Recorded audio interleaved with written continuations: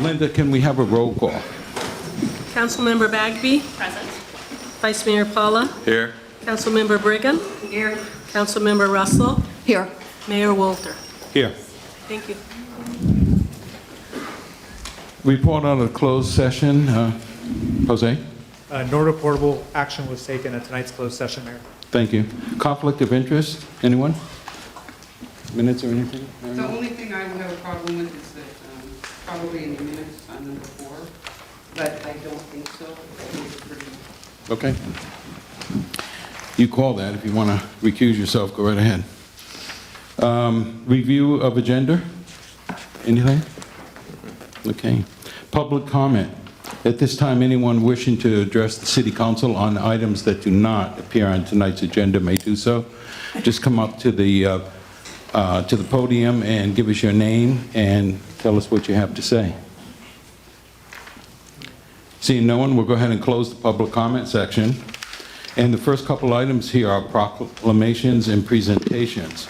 So the first is a certificate of appreciation for the 2017 Sonoma County Firestorm Disaster Volunteers. And Paul, you had a plan on how we were going to handle this? Mr. Mayor, I know that there's a lot of the volunteers who are in the audience tonight, and the council and the community wants to express their gratitude for coming out on that disaster. Particularly these list of volunteers were the volunteers that worked at the evacuation center at Citrus Fair. We've done our best to compile a list, and we want to be able to honor as many of the people that are in the audience here tonight. I know that we tried to contact as many people by telephone as we could. But there's a lot of people on the list. If they're not here to get their certificates of appreciation tonight, we're going to put it in a nice manila envelope and send it to them in the U.S. mail. But I imagine there's a lot of people that volunteered here. And what we'd like to do is, Mr. Mayor, maybe I can suggest you bring the certificates down. Gotcha. I think I have the list in order. I'll read the names. If you're here, please come down and have the mayor present you your certificate. And let's try to all gather down around front, because I think it would be great to have a photograph. We have our new editor from the Cloverdale Reveille here, Patty Roth. Patty Roth is here. So to take a photograph of this group that did such great work during that disaster. And of course, we always can miss something. So if we miss something or misspell, please let us know, and we'll get it corrected, and we'll get you the right certificate. Okay? But we do have quite a list here. I know. Does your list match this? Or are you coming down with me? Yeah. My list should start with A's, and that should be the top of the certificates there. Mm-hmm. Terry put them in order. Okay. So I will work my way down through the list. I'll carry the microphone down here too, in case it doesn't quite work the way it's planned. and then we'll just read them right off the certificates.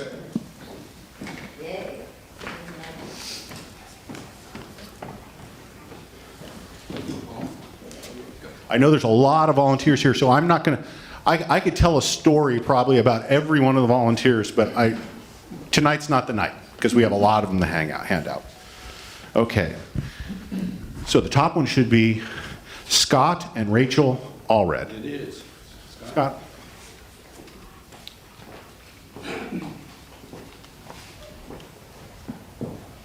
Thank you.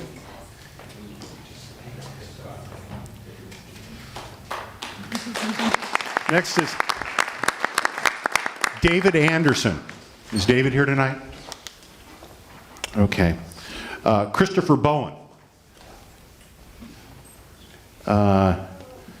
Ed and Chris Bowen. Yes. Yeah. And maybe if we could just hold our applause till the end, if that's okay, just so we can, because there's quite a few to go through. Yeah. Here. And I'll just say the next one is going to be Rowena and Denny Bunch.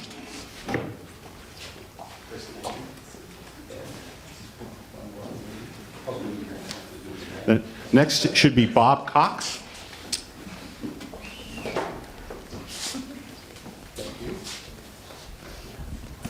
We're going to need a wide-angle lens, I think, to get this picture done. Okay, Frank and Karen Cavello. I don't see Frank here tonight. Yeah. Ken and Claudia Cuneo? Cuneo. Are the Cuneos here? Okay. Thanks, Paul. Bob Del Sardo, I don't see Bob here tonight. Jim DiMartini, I don't see Jim here. Mary Dixon, I don't see Mary here. Ann Elston. Alan Ferber. Kate Gomes. Dolph Green. Gina Hatcher. Jean Hirschaday and Mark Thayer. Bill and Lynn Hoyer. Suzanne Imhouse. Yeah. I've fallen behind. He's trying to keep up. Yeah. Thank you, sir. Yes. Hopefully we won't do this again. Eric Johnson. Eric's got his kids with him. Come on down front, kids. This is a family affair. Thank you, Eric.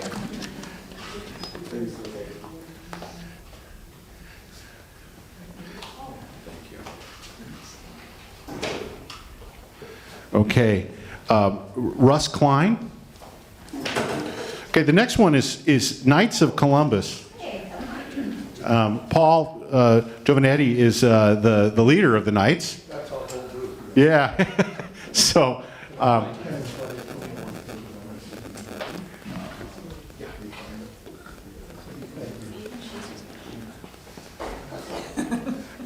You know what? How about you? How about if Linda do try to find that for you, Mr. Mayor, and then Claudia.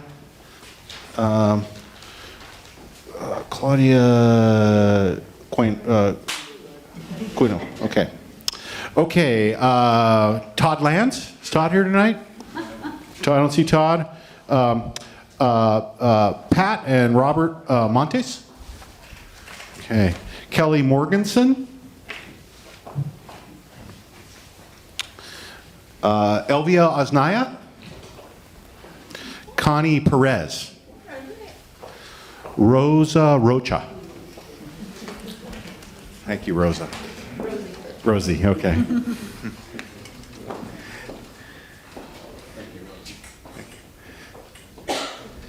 So we have one here also recognizing St. Peter's Church. So Paul, will you accept that one too? Yeah, well, there were so many terrific volunteers that came out from St. Peter's Church, the Latter-day Saints Church, the Rotary Club, the Kiwanis Club. It was a tremendous. Okay, Claudia Miller. What's that? Yeah, sorry, Claudia Miller Stouch.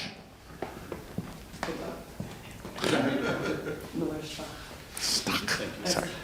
Good job. Thank you, Claudia. Okay, Robin Wilkerson.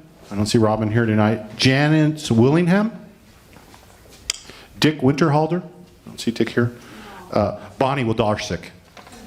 And John Yepes. So, as I said, if we miss somebody or there's a misspell on your certificate, please let us know and we'll get it corrected. And there were a lot of people that helped during that disaster. And I want to make sure now it's the time, Mr. Mayor, we should give this crew a big round of applause. And so, come on, everybody, come on over here. Okay. Okay. So Mr. Mayor, you get in the middle.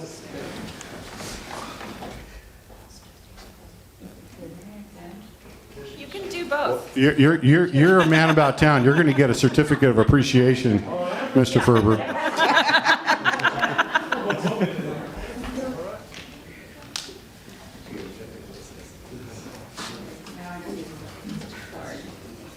Thank you for all the help.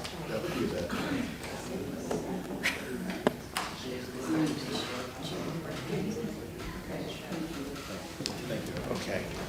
Thanks, everybody. Thanks. And as we said, if people weren't here tonight, we will be mailing the certificates to everybody's home. And if we miss somebody, please let us know, or if we made a misspelling.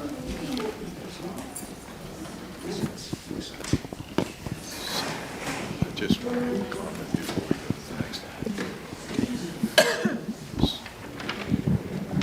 So if I could, before we go to the next item, I would like to introduce the new executive director of the Citrus Fair. So Katie, if you want to come up. So, Mr. Mayor, before we do that, I Yes. just wanted to make a comment regarding the certificates. It's really appreciated, all the residents that came out to assist, but I also want to just put out a huge thank you to our staff, our city manager, and all the senior staff members, as well as our working people, worked many, many hours on throughout this ordeal. And we didn't give them certificates this evening, but I just really want you to relay how much we appreciate all that hard work. You guys did a fantastic job. And we heard a lot of good input from people within the community praising the job that our city manager and the senior staff and all the employees did. So thank you. Thank you. Katie, come on up. This is the new executive director to the Citrus Fair, Katie Fonsen Young. And Katie, welcome to welcome back to the community. You live in Cloverdale, and I don't know if you'd like to share a little bit of your background. Absolutely. Thanks so much for having me here tonight. Hopefully you can hear me. I feel very honored to be the incoming CEO of the Cloverdale Citrus Fair.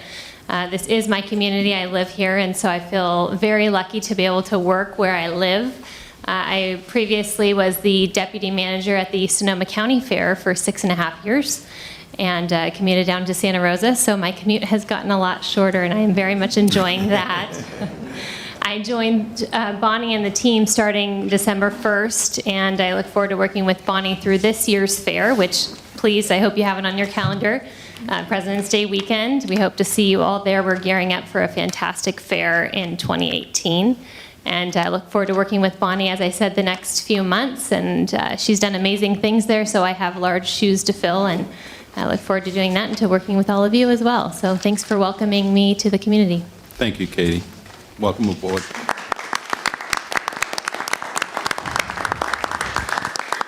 Now we have a couple of proclamations. I'm going to go down on the floor while our city manager reads them. The first one is for the City of Cloverdale, proclaiming 2018 as the year of the Cloverdale Museum of History. Whereas the Cloverdale Historical Society was founded in 1968 by local residents and volunteers to preserve the history of Cloverdale and its surrounding areas, and whereas 2018 is the 50th golden anniversary of the Cloverdale Historical Society, and whereas the Historical Society was responsible for the preservation and restoration of the Gould Shaw House, one of the oldest documented properties in Cloverdale, now on the National Historic Register of Historic Places. Whereas the history of Cloverdale encompasses multicultural communities from the Pomo to the current day residents, and the benefits of understanding the stories, struggles, and successes of our antecedents are widely appreciated by the citizens and local government of Cloverdale. Now, therefore, be it resolved that I, Gus Walter, Mayor of Cloverdale, and the entire City Council do hereby declare and proclaim 2018 as the year of the Cloverdale Museum of History, celebrating the importance of Cloverdale history and the work of the many volunteers and supporters who have made this possible, and reaffirms its commitment to preserving the significant relationship of the past with the present.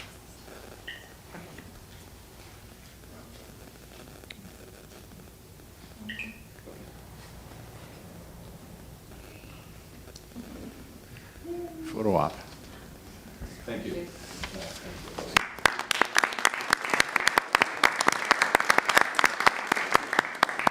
Thank you. I'm Alyssa Morash, the Executive Director, and 2018 is going to be a great year. I wanted to introduce our Board of Directors who is here tonight to receive the proclamation. We're so honored. It's Wyatt Shook, Kay Wells, Alan Ferber, Doug Larice, Marge Gray, Bob Jordan, and Robert Redner. A half century ago, in July 1968, a group of interested citizens assembled in a private home to form a historical society for the purpose of preserving historical data and collecting memorabilia of the area. The ultimate goal was to eventually have a museum to share the records and collections and provide cultural development of the community. Today, we're very proud that we have a history museum in Cloverdale. Each year, the private, civic, and public life of Cloverdale comes to life in the Cloverdale Museum of History. Each day, we celebrate the history of the predecessors of current residents and communities from the many origins and eras that make up our local history. From the Citrus Fair exhibits, to Saving the Gold Shaw House, to the wonderful Fiddle Festival contests, to the elegant fashion shows, the Cloverdale Museum of History has attracted Cloverdale's best and brightest. Young people in the historical essay contest, mentors, writers, multiculturalists, historians, researchers, building preservationists, artists, photographers, filmmakers, techie nerds. Everyone can find a place in the Museum of History. Tonight we receive the proclamation. We recognize the 1968 charter members of the Cloverdale Historical Society, William and Ruby Wilson, Louis Butler, Jack Howell, Delbert Miller, Kathleen Domenichelli, Harry and Megan Shumway, James Berry, Bernard and Charlotte Lyle, Clifford and Mary Lyle, Beam Mayo, Walter and Ruth Ading, Alice Osborne, Meryl Gebhardt, and Bertha Austin. I'd like to thank this City Council for your vision and your support for us over the years. Thank you.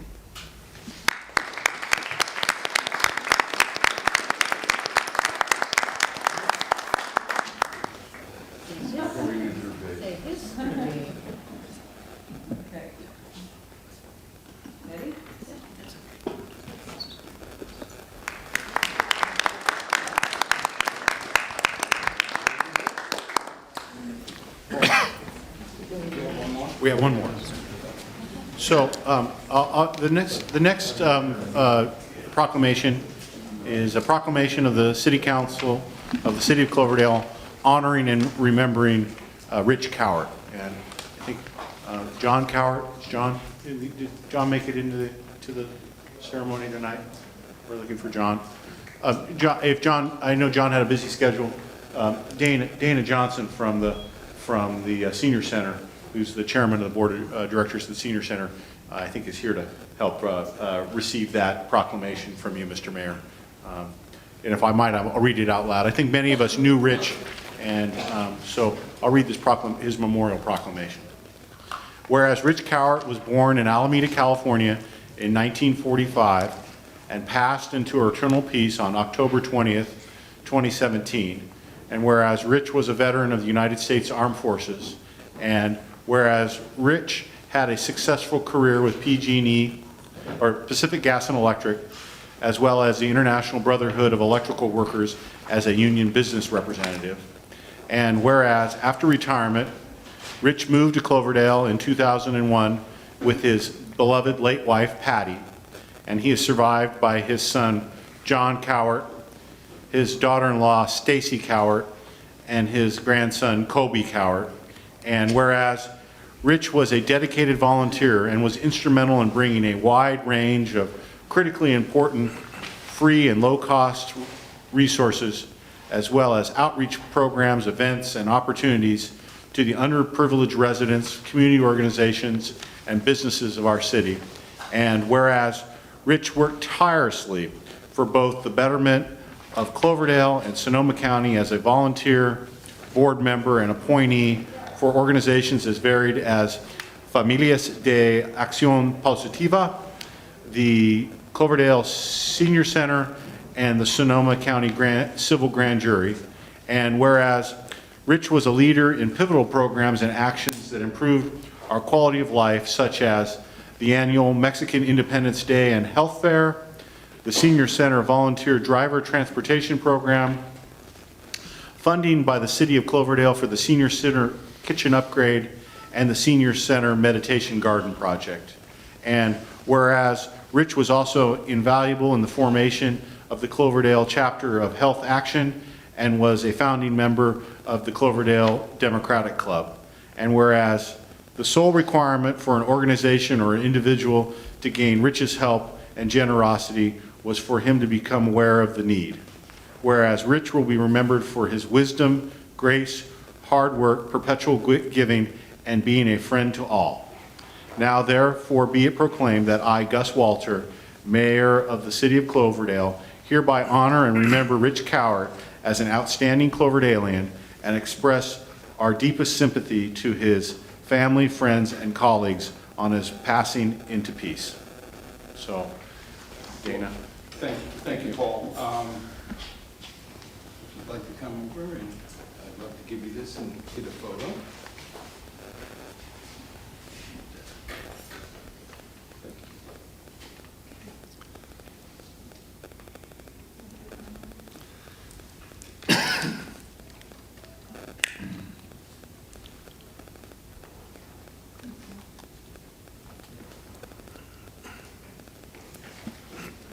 Thank you so much, City Council. We miss Rich every day. And I will get this to his family. Thank you. Thank you.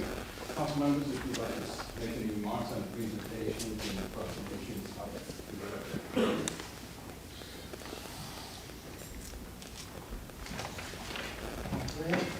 I'm gathering myself to myself.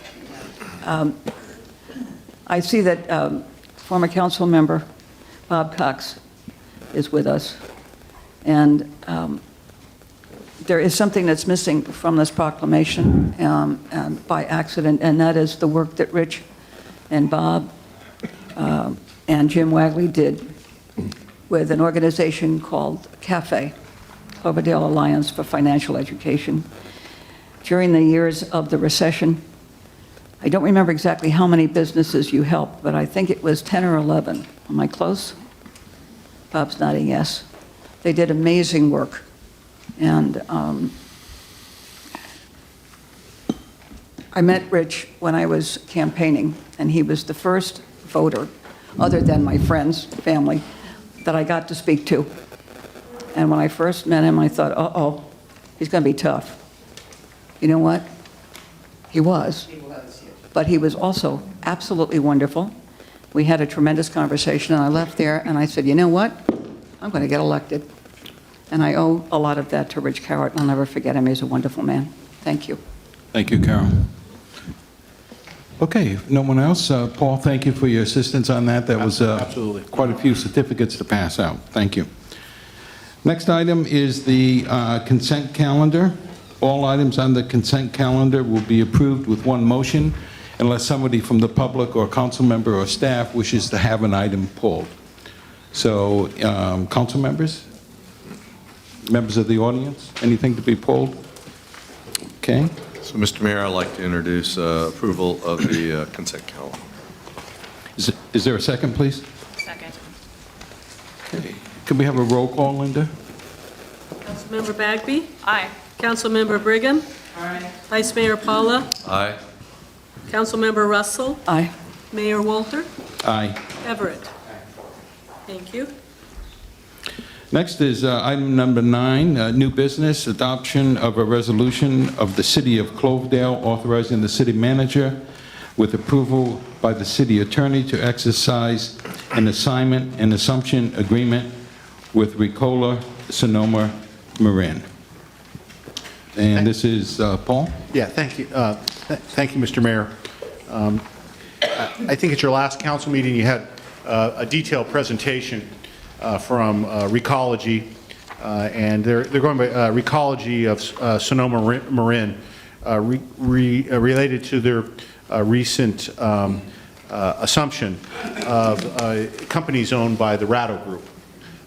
Just for the edification of the people at home and the public here, and just to remind the council, the Ratto Group is the largest solid waste hauling and recycling company in Sonoma County.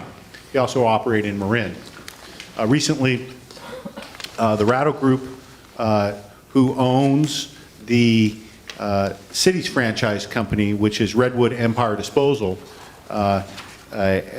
signed a assumption agreement or an asset purchase agreement with Recology.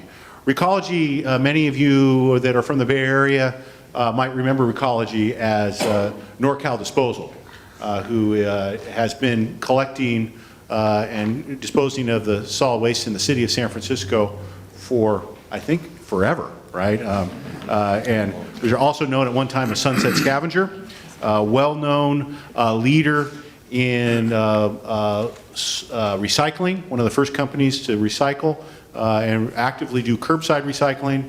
Also a leader, I think they had in California, had the first household hazardous waste collection depot in San Francisco. And they have pretty much operate throughout Northern California and I believe parts of Oregon. They have the solid waste collection contract in Eureka, as well as Marysville and Yuba City, and now are going to be moving towards operating and being the parent company for numerous small franchise companies, as well as some large enterprises here in Sonoma County. They are a employee-owned company, and I think at the last council meeting there was a detailed presentation by Recology on their services and their plans for the future in terms of taking over the City of Cloverdale's franchise agreement. And then that was also followed by a presentation from Richard Tagore-Erwin, who is the City of Cloverdale's independent solid waste and recycling consultant. The name of his company is R3 Consulting. The city has been using R3 Consulting for rate review and solid waste issues for many years. R3 also has a practice working for many municipalities in Sonoma County. R3 works strictly for public sector jurisdictions and helping in the review of solid waste agreements, franchise agreements, hauling agreements, waste disposal agreements, and especially for rate setting. So the city attorney and I worked very closely with R3 as well as Recology, and what you have before you tonight is what we are calling an assumption agreement. The city's franchise agreement has some very detailed provisions and processes for how we go through what is called an assumption. Essentially, it's transferring the existing solid waste franchise agreement from the Ratto Group as ownership of Redwood Empire Disposal to Recology of Sonoma and Marin. I'm not going to go through all the steps, but I know that Richard Tagore-Erwin is here if you have any specific questions, but we have satisfied all the steps under the franchise agreement for making the assignment happen. R3 also did some on-the-street waste auditing of the carts and services that Redwood Empire Disposal currently offers in Cloverdale and has reported out on their findings of what is actually happening on the street in Cloverdale. The next item is what's called a waste delivery agreement. All the solid waste in Sonoma County, well, except for Petaluma, is collected in a series of transfer stations or hauled directly to the central landfill, which is owned by Sonoma County, but operated by a waste company known as Republic Services. Republic Services is another major waste company in the United States. I think they're the third largest, or they're number two. They're the number two waste company in the United States. Many years ago, well, not many years ago, about 2 years ago, 3 years ago, Sonoma County went through a complex deal where they turned over operations of the central landfill to Republic Services. And as a part of that deal, the city jurisdictions, as well as the unincorporated county, committed to send their waste to the new project, except Petaluma. So the waste delivery agreement before you tonight is really essentially an acknowledgement by Recology, the city, and Republic that that waste delivery agreement, or what we call a WDA, which was signed back in, I believe it was 2014 or thereabouts, will be honored by Recology because it commits the waste generated in Cloverdale to be delivered into that system and ultimately disposed of at the central landfill. So the resolution before you tonight has many whereases, and I can go through those if you want, but really the fundamental issue is on the therefore statements that the council is authorizing the city manager to execute an assignment and assumption agreement, which is included in your packet, and upon approval of the city attorney. We believe that this agreement is substantially complete. We've been through it very carefully, not only with Recology, but the city attorney's office and R3. We have received insurance certificates from Recology, as well as the existing waste hauler, the Ratto Group. We have received the performance bond, which has been reviewed by Myers-Nave for being complete. And the performance bond is simply a guarantee that if something happens to Recology, that they have an insurance policy to make sure the garbage still gets picked up. We've been through that very carefully, and I believe that this agreement is in substantial conformance and ready for approval. But we always put in that little clause in case there's a typo or a misspelled word or something that we need to finish before final execution. But I think this agreement's been gone through. I don't think we're going to find that, but just in case. The other agreement that's attached, as I mentioned, is the waste delivery agreement, which is an acknowledgement by all the parties that Recology will continue to deliver the garbage from Sonoma or from Cloverdale into the Sonoma County system. And we've been through that agreement. It's a much simpler agreement, but I think all parties have been through it and are ready for its execution. And the resolution before you authorizes the city manager, upon approval by the city attorney, to sign the waste delivery agreement. With that, I know that there was some wide-ranging discussion at the previous presentation of this. I think I've answered all the questions that came up that night, but I might have missed something. I know that representatives of Recology are here tonight, so I would hope when the time is right, Mr. Mayor, you'll recognize the two representatives of Recology. And the final note is I think that all parties have worked very diligently to get this done. We've had a fairly tight timeline, and Recology is ready to assume operations in Cloverdale immediately. Thank you, Paul. Council members, any questions of staff? Okay. I just have one, Jose. At the presentation that was given to us, one of the questions that I had asked was about the potential downstream liability, and if Ratto is no longer in business. I mean, it could be something that doesn't come up for 2 years from now, but something that, some violation that they did. Is the city going to be protected, indemnified from that?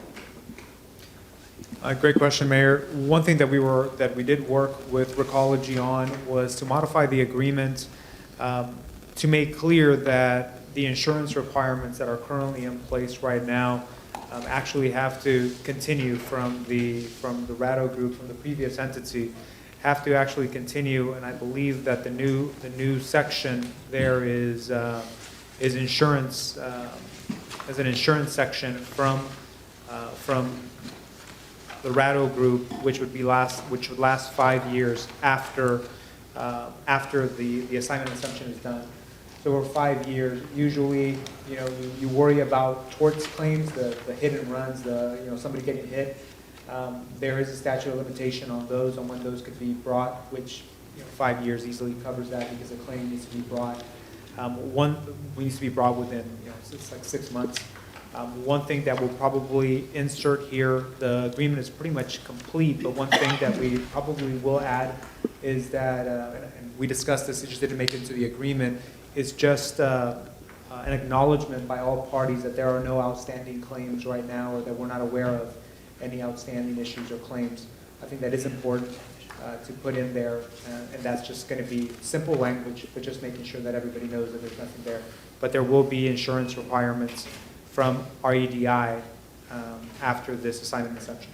And if those insurance policies lapse, what's our recourse on that? We have the current insurance policy is for, I think it doesn't lapse close to 2 years. We have exchanged emails with Recology's attorneys, and I think that's something we're just closing out on as far as the language to make sure that those insurance policies continue. Whether it's from the city or whether we need to get a phone call, at least from the insurance company, before cancellation of those insurance policies. I do want to put in there something about making sure that we're working with Recology to make sure that doesn't lapse. And I guess by us signing this ahead of time, you still feel that we're covered 100%? Given the insurance and the language here, we are covered. Now it's with any situation that comes up, if there is a claim, there's always an issue of, well, what's the insurance? Is the insurance going to step up? But there is the insurance, the current insurance requirement that you have right now in your agreement that covers you right now, that is going to be required to continue. The new group, Recology, is going to have insurance as well. But I did want to make that small tweak on the insurance just to verify that insurance is going to continue. Currently it has it right now, but we want to put in stronger language, and I really want an acknowledgement in there that there's no outstanding claims at this point. Okay. Council members, anything else? Yeah, I have a couple of things. Go ahead, Thank you, Carol. Mr. Mayor. One very simple thing, page 56, under findings. I was concerned about R3's finding. It's finding number 3. City businesses that participated in the food scrap program had generally negative feedback due to concerns about missed pickups, appropriate handling of materials, and lack of information about actual impacts of participation. However, businesses desire to continue participating in the program, which I thought was a very positive thing. And I want to make sure that as we go forward, we follow up on that and that we get some feedback, no pun intended, from our businesses involved in food scrap. I want to make sure they're happy with it and that the problems that they've had in the past are resolved. Okay? That's a good program. Yeah, Do you have this is something to Richard tell me? Tagore-Erwin with R3, and yeah, that was when we did sort of the route audits and on the on-site, we did find that not just in Cloverdale, but on a countywide basis. Yeah, it's a countywide program, and it's just not fully implemented. The discussions with Recology, they clearly know that is a very important program to go forward. Okay. It's also reflected in the waste disposal agreement. The trigger point on that was the waste disposal agreement actually requires the cities to direct the hauler to actually run that program. So the waste disposal agreement, as it's currently drafted now, says they have to do it. So it was a little bit of a chicken and egg. It was offered to some of the businesses, it wasn't offered to all. It's really now a required program that's got to be rolled out, and Recology is prepared to do that. Okay, good. And second, I just need an explanation. Talk to me about the asbestos exclusion What page in you on? insurance. I just want to be sure I understand it. I think I do, but if Jose can explain that to me, I'd be grateful. Yeah, usually those exclusions, and in the insurance, I know we also sent this over to our insurance folks. Right, yeah. And also, this is usually those types of exclusions when you're dealing with garbage. It's not a Right. construction, anything like that, or demolition. You see a lot of exclusions here. There was a section here that just was a carryover as well. For example, professional liability, for them to carry Oh, yeah, professional that was another liability question. insurance. And talking with Recology, one of the first questions was, wait a minute, we pick up garbage, we don't have professional services liability. So that's why you see those exclusions there that don't apply to the garbage hauling business. Okay. And we just wanted to make clear with those exclusions. Again, we have checked with our insurance folks as well on those exclusions. Okay, good, thank you. The follow-up on that, I did speak with the new executive director of REMIF. I had her review these insurance requirements as well as the existing franchise agreement provisions. And Richard Tagore-Erwin and I also consulted. And the insurance language that we currently have in our franchise agreement, that, as Jose said, professional liability insurance really is not the standard to require it, so that would be removed. And under Recology's auto policy, that is not typical, so they are not. It does not endorse. It is not endorsed to delete the asbestos exclusion. So it is not endorsed to delete the asbestos exclusion. So that means it does include the asbestos exclusion. Okay, that's clear. Thank you. Council members? Yeah. Go ahead, Jim. Thank you, Mr. Mayor. Just going back to the insurance for the city attorney, would it be appropriate to have the city as an additional insured on that? Oftentimes, the tort claim may come against the city, not necessarily the vendor, and the insurance company would maybe not be inclined to want to engage in such a thing like that. And I know, having sat on the REMIF board for so many years, that becomes an issue when we think that there is adequate coverage that, for the claim, and trying to get the insurance to step in. So, That is currently a requirement. that is in there? Yes, that's currently Okay, I didn't hear you required say that. in our current franchise agreement. Yes. That's a requirement, so those same requirements will continue Good. as far as the city being named as additional insurer. Excellent, thank you. And we've seen the insurance certificates and the performance bond, and the insurance certificates do name the city as additional insured. Excellent, thank you.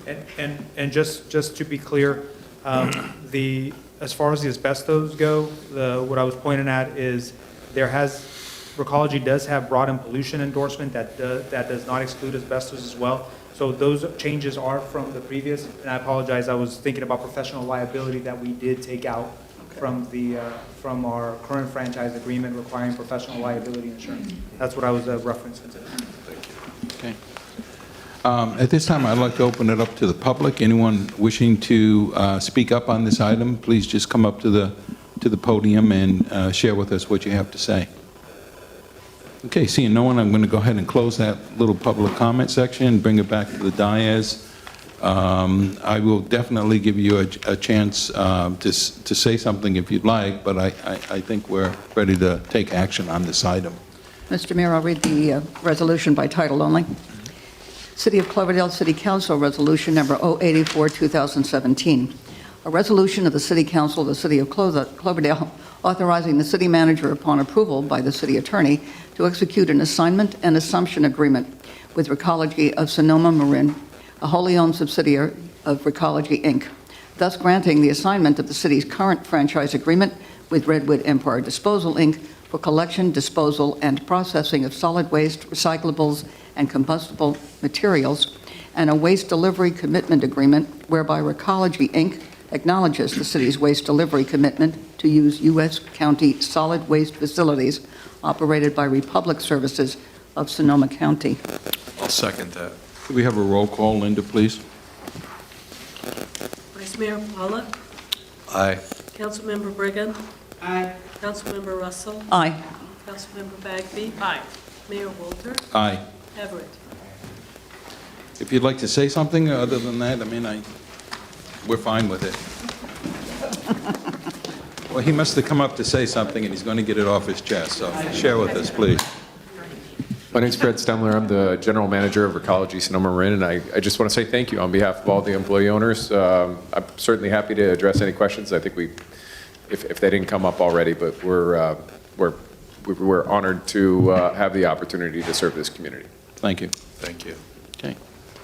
Next item number 10, review draft accessory dwelling unit fee study reported prepared by Colgan Consulting Corporation. And David, this is yours. Yes, good evening, Mayor, members of council. I'm David Kelly, your Assistant City Manager and Community Development Director. The item tonight is really a first touch of the accessory dwelling unit fee study report that outlines proposed development impact fees for accessory dwelling units. Just a brief background, in September of 2016, the state legislature and Governor Brown signed Senate Bill SB 1069. SB 1069 amended the existing government code to establish new rules and regulations for what were previously called second dwelling units. The legislation renamed those accessory dwelling units. As a result of that, it was necessary for the city to update its existing regulations in the zoning ordinance to ensure consistency with the state legislation. And on September of this year, the council adopted ordinance number 716, which addressed the requirements of SB 1069 and included specific provisions that provided for construction of accessory dwelling units and standards that became part of our zoning ordinance. At the time of adoption, city staff did identify that it was necessary for staff to bring back an impact fee study that would evaluate potential development impact fees for those units. And as a result, city staff contracted with Colgan Consulting Corporation. And I'd like to introduce Joe Colgan. Joe's here tonight.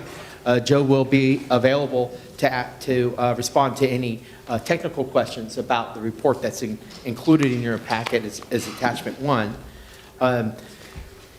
Joe's calculations in the report are based on the methodology of the calculation of fees that preceded this effort or the establishment of the ordinance. There was a set of 3 fee studies that were previously done. What Mr. Colgan essentially did is go back through that methodology and establish proposed mitigation fees, development impact fees for those accessory dwelling units. Included in your agenda is an outline of the proposed total ADU fee that would, if the council recommends adoption of the fees as they're currently identified, would total $14,842.51. That is the result of a combination of 9 separate individual fees that cover the host of public facilities for which there are existing development impact fees. So that includes parks and recreation, streets and thoroughfare, sewer capacity, water capacity, fire facility impact fees, as well as healthcare impact fees. As this council knows, growth really does cost money. Establishment of development impact fees is one of the mechanisms used by local governments like City of Cloverdale to help finance local infrastructure that's really necessary to help ensure growth pays its way. However, this council has also expressed a concern that establishment of an ADU fee could potentially restrict the supply of this new type of housing that's permitted under your ordinance that you adopted. However, while the establishment of fees on ADUs will raise the cost of permitting of an ADU, development impact fee is legally restricted fee that does help the city finance important infrastructure improvements that are necessary to support future growth of the community. And it's also a way to ensure that the existing residents aren't burdened by the cost of future infrastructure upgrades, for example, to our water treatment plant or our sewer treatment plant. With that said, there are various mechanisms to address concerns relative to the establishment of the fee. The council is not obligated to establish a fee, but it, again, as indicated, it is a tool that you can use to help finance infrastructure. Staff has outlined some options in the agenda report. One includes establishing a fee that is set at a lower percentage than the total maximum that's identified in the report at some level. For example, you could set it at 25, 50, or 75% of the total fee that's identified in your report. Alternatively, you could tier the fee over time. There's a table included in your agenda report that sets forth a sample tiered structure whereby in year one, you could set it at 50% of the proposed fee, year two, 75%, and year three, back to 100%. That proposed or sample tiered fee structure was kind of based on the time frame related to the 2-year time frame that's been identified to kind of respond to the housing crisis that resulted from the significant fire impacts.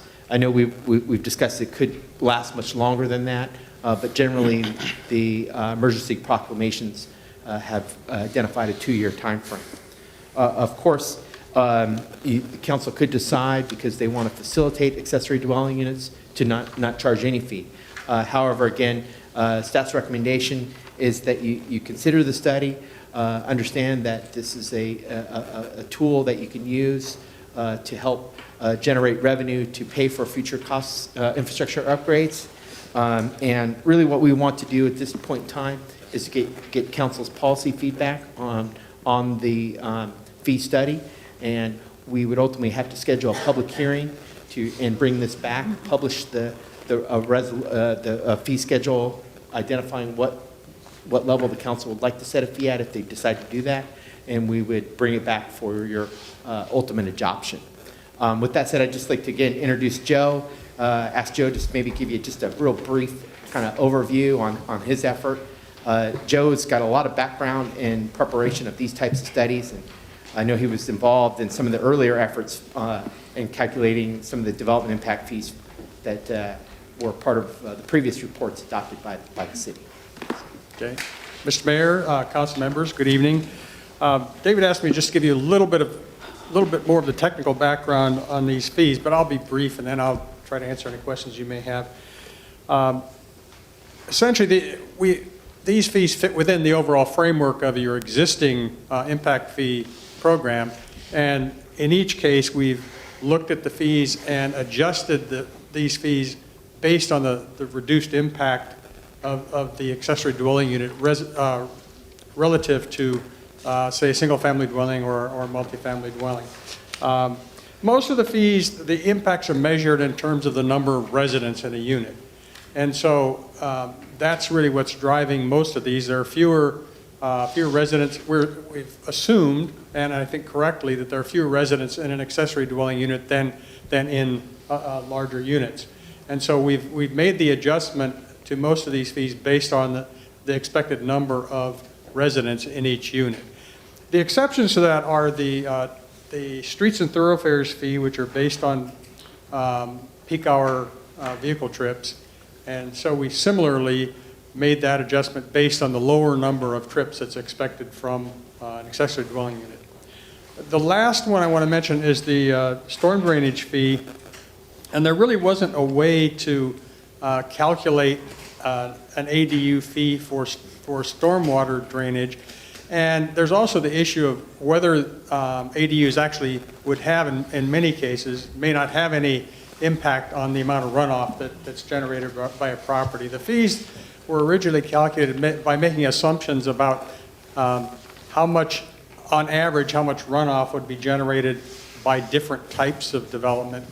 And with at least some ADUs may be created within existing structures and therefore would not add any impervious surface area to the site to increase the runoff. And as a technical matter, there just wasn't a way to go back and make the adjustment that's necessary to come up with an ADU for a storm drainage fee for ADUs. I don't want to go on too long, so if you have questions, I'll try to answer them. Thank you. David, before I open it up to the council, how many ADU applications do we have in the pipeline now? I believe currently we have 3 existing building permit applications for accessory dwelling units. There may be more in the works. We've certainly had discussion with other property owners, and in some cases it requires, or they've desired to hire an architect or a contractor to prepare the plans, and our expectation would be that we'd more than likely receive more building permit applications for accessory dwelling. And the ones that you've talked to, are they for family members, or are they just income-generating properties? Both. Okay. All right, council members, Carol, you want to start? Thank you very much, Mr. Mayor. You know, I've expressed my concerns and questions about ADUs morphing into Airbnb usage. But given the law and given the fact that we're in a true housing crisis, I am very concerned. When I looked at the impact fees and I read the report very carefully, I'm concerned that they may be prohibitively high right now. I want to encourage some of these to be developed. If what we can do is, with other programs that we might have, offset some of the housing issues that we're going to have in this county over the next 2 to 5 years, possibly. So I'm wondering if we can take a look at that, and I assume we will tonight. For example, the fees, I understand traditionally are based on the assumption of the number of people who can fit into an ADU, but why don't we just charge on something assured, which is the size of the thing? And perhaps we can make a special arrangement for a year after it's built that we might not make, assuming somebody does this within a reasonable period of time. In other words, builds their ADU within a period of time that would accommodate our desire to have emergency housing available to folks. I just thought we might want to look at it, massage it a little bit from that standpoint. I want fees. I want fees that take care of the services. But as I say, we're in an unusual situation, and I hope we consider that here tonight. Thank you. Thank you, Carol. David, Carol brought up a good point as far as the Airbnb situation. Is there a way that we can restrict those units to prohibit Airbnb usage? I mean, I realize that they're not allowed in dwellings in residential neighborhoods, but I mean, could we spell it out? I believe that the mechanism to do that would be via the ordinance and not necessarily through the fee study. If that's council's recommendation, we can certainly evaluate what kind of modifications we might make to the accessory dwelling unit ordinance and be able to bring that back through the process. Concurrently, staff is currently reviewing an ordinance for vacation rentals that we are planning initially to bring forward to the Planning and Community Development Subcommittee for at least just a first touch and review. And there may be some opportunity as through that process to consider additional regulations pertaining specifically to those vacation rentals. But I'm not prepared to give you kind of a specific answer on that. Okay, thank you. Marion? One of the first questions I have is, okay, so I can see where if you've got a big enough lot and you're going to put a 1,000 square foot, 1,200 square foot ADU out in that yard, then these figures don't seem too far out of line, but say you've got a 2,800 square foot house. There's a lot of the 2,800 square feet. Somebody decides, okay, so the kids are all gone, I'd just like to build an ADU on the side, not going to add a bathroom, I'm just going to put a wall down, there's water right here, I'm going to put a little kitchenette in there. And so really, they're not increasing the amount of people in there, they're cutting down on how many people are going to be actually in the house. And then they have the ADU unit on the side. Am I correct in saying that then we would be charging them $14,000 for putting up a wall, basically, and adding a little mini fridge? I could see it if it was a standalone place, but I think a lot of the, especially older ladies in town, have approached me about this and said, well, you know, that might be a way I could keep in my house. I could stay here if I add a little apartment on the side. So, but I am correct in assuming that even if you just throw a wall up, you're still going to pay that $14,000. I think one exception to that is that if I understand the new legislation correctly, and I defer to the city attorney on this, that you're not allowed to charge utility connection fees, water and sewer fees, if the unit is created within an existing building. So that would be a significant reduction in the amount of the fees. How significant? Well, I think roughly, the water capacity and wastewater capacity fee total just approximately $6,700, $6,783. So that portion would not be applicable. And as I understand, if you were to, it's something I think we really may need to footnote in the final study. If, as council knows, when we adopted the ADU ordinance, there is the potential to build it within the existing structure. Right. That it may be that none of the fees apply. So that'd be something we would need to take a look at and clarify if it's built entirely within an existing residential home, because in that sense, one could argue that there is no additional. There's no impact. No additional So impact. why would there be There isn't a this good kind point. of cost for that? I think that we really want these units.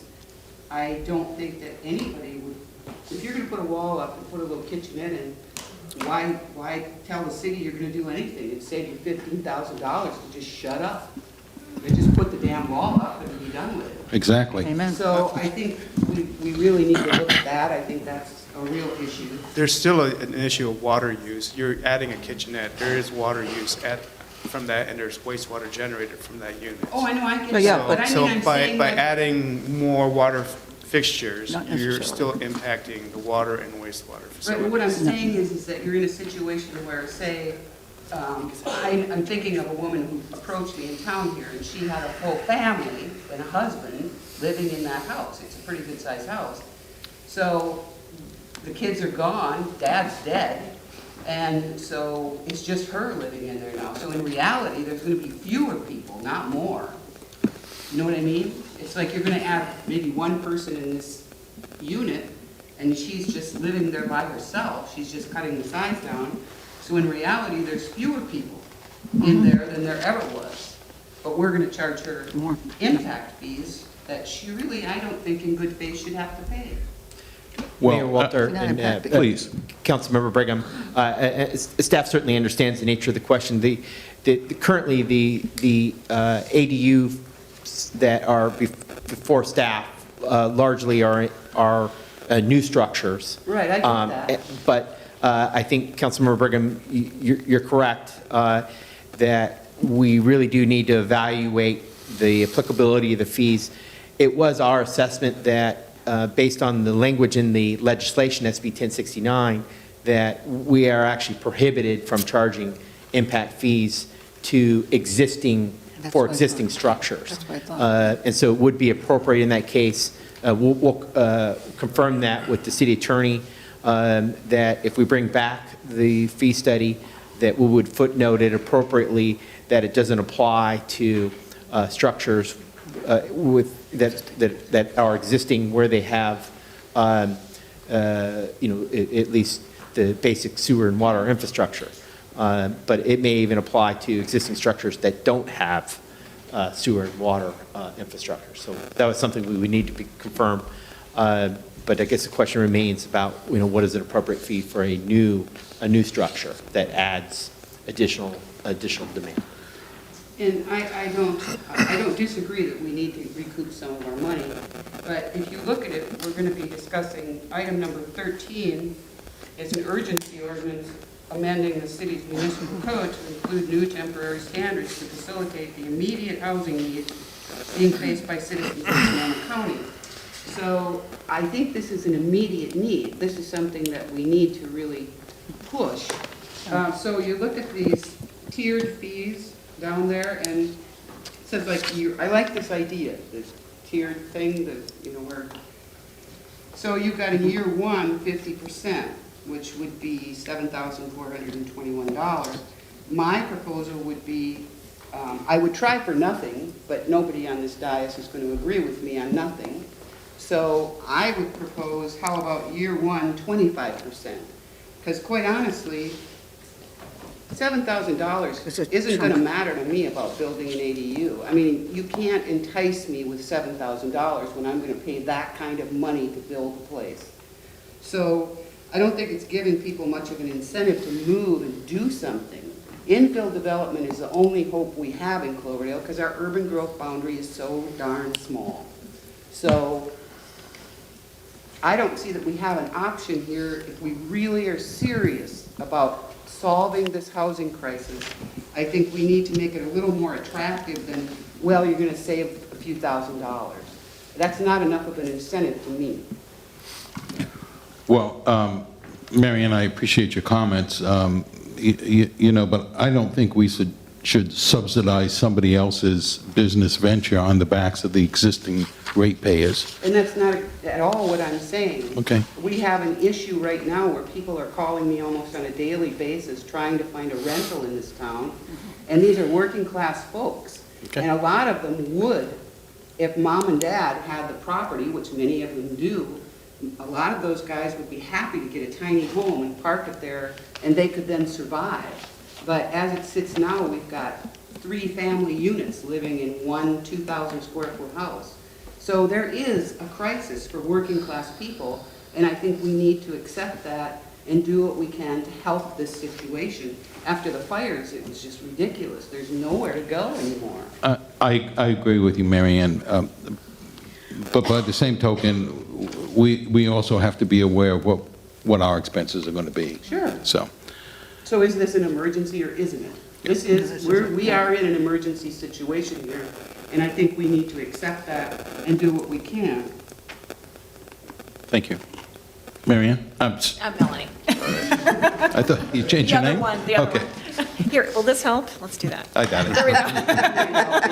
Go ahead. Mr. Mayor, what I was going to suggest is I appreciate staff table 2 and an attempt to just trying to work within the reasonable expectations of folks have 2 years to, rebuild their homes, but the fact is that we had a crisis before the fires hit. So what I was going to suggest and just find out if people were interested is, we have to collect fees because we have real expenses and we have real impacts. And the fact is that even if, you have your widow who is interested in doing, doing a mother-in-law unit or doing a rental.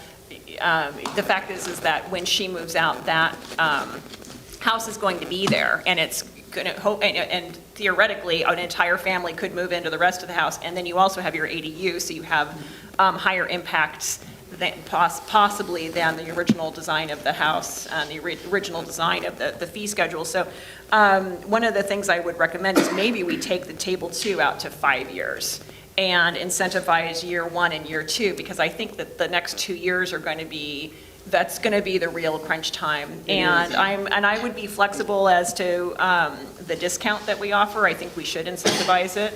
And I would just go along with the lowest amount palatable for everyone for those first 2 years, and then see them go up, maybe starting in year 3. And then eventually we can revisit it. I don't know if we're ever going to have a new normal, but if we get there, I think 5 years is more realistic to revisit. Are these fees working? Are they not working? Where can we make some adjustments? So I think we should maybe stretch it out a little bit. Okay. Joe? Thank you, Mr. Mayor. I agree entirely with everything that was said. I couldn't say it much better. I really think we need to take a look at the situation. This is not normal times. But with that said, we struggle every year trying to figure out how we're going to pay for the infrastructure. And it's really, there's no guarantee that what goes in this year in the way of ADU is going to be, it may be sold next year and have an entirely different use of that facility. So I just think, I like the idea, and that was one of my notes, is what Councilmember Bagby just said. Thank you. Really, I think we need to take a look at amortizing this out over a little longer to make it more doable. Not everybody is going to be in a position that they can pay any money up front because of the fact that they're going to be putting money into the facility that they're building. Right. And so moving it out to 2 or 3 years for the first payment and over the next 5 makes a lot of sense to me, because we do want to encourage it. We don't want to discourage it. But with that said, we need to have a mechanism to recoup the cost, the direct cost on the infrastructure. So I would really be open to that. So that's my comments, Mr. Thank you. And you know, I have to agree with you, Joe. I like Table 2, where we're going to tier them out, and I agree with you, Melanie, that maybe we should do it a little longer. But I also would like to see the financing component put it into that, like Councilmember Paulo said, where we can give them 3, 4, 5 years to make that $14,000 payment. Well, but it wouldn't be 14,000. Well, whatever it is. Yeah. Whatever it is. Okay. How does everybody feel about adding the tier on the top? For the first year, it's 25%. That's how I feel. I think just the first year, I'd like to kick it off with an understanding that this is an extraordinary time. And yes, I want an incentive in this case. I never thought I'd say that about ADUs prior to the law, but yeah, I want an incentive based on the situation that we have now. Year 1. And I think 25 is a good range, and let's go up I would every even year. be open to having no fee year 1 and 25% year 2, because year 1's when they're going to be put. Who are you? I never thought Jeez. Oh, my God. Joe, I didn't know Excuse about me. that. Let me finish, please, if I could. Whatever you want. Because year 1 is when all the expenses are going to go out to build. Yes, To build. exactly, And, exactly. and to have to come up with any amount of money when you're trying to do construction and build and get the unit functioning, seems to me that really that should be the first thing to get That's the the unit point. in place, get people where Yeah, they can put it live in in. it. In year 2, we start moving. So that would be my. Well, you know, and I do agree with you, Joe, to a certain extent, and that's why we have the financing caveat. Yeah. You don't have to pay anything in year 1, but as soon as you're done building it, your monthly payments start to recoup that 25%. Mayor Walter, council members, if I can, just to clarify that the tiered rate structure wasn't set up to be a financing tool. Right. Though that's another alternative if the council's direction is to say, well, the full fee is applicable, but you have a payment mechanism. That's different than kind of what's outlined in your staff No, but report, yeah. which is. I don't think really it's- care about a payment schedule. I just want them to be really low in the beginning to incentivize us and get it off the ground. Meaning the fee, a tiered structure means there's a set fee in year 1 or Yes, year 2. exactly. That's the Okay. point. Yeah, Okay. that's what we're Melanie? talking about. Oh, Yeah, ease it in start as screaming. as time goes by. Yes. Are we doing that now? Yes. Okay. Just another. It's my last note. meeting. Go ahead. That's right. Just as another note on consideration as to what an appropriate fee level will be for the first year, I think it's important to keep in mind that in the wake of the hurricanes in the south, the fires that we experienced in Northern California, and now the fires in Southern California, you know, building materials are going to go through the roof, and we have an absolute, Yeah, that's the other point. and we have an That's the point. absolute scarcity of labor, and so whatever we can do to help folks in the Yeah. first year, I think is very important. And I don't know if I'm ready to go to 0 or if 25% is applicable, but 25. that's a big part of my consideration. Well, I would too, but I don't think we have to go too extreme, but I brought up the subject of the first year in particular for all those reasons, without being elaborate, but very good points that, yes, this next year is going to be a killer, and anything we can do in the short term to help, Okay, let's try it. Let me open it up to the public, and then, Jose, if you have something to add to it. So anyone wishing to address the city council on this item, please step up to the podium and share with us what you have to say.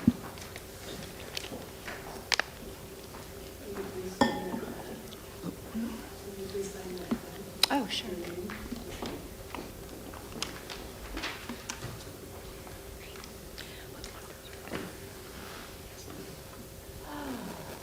Long day today.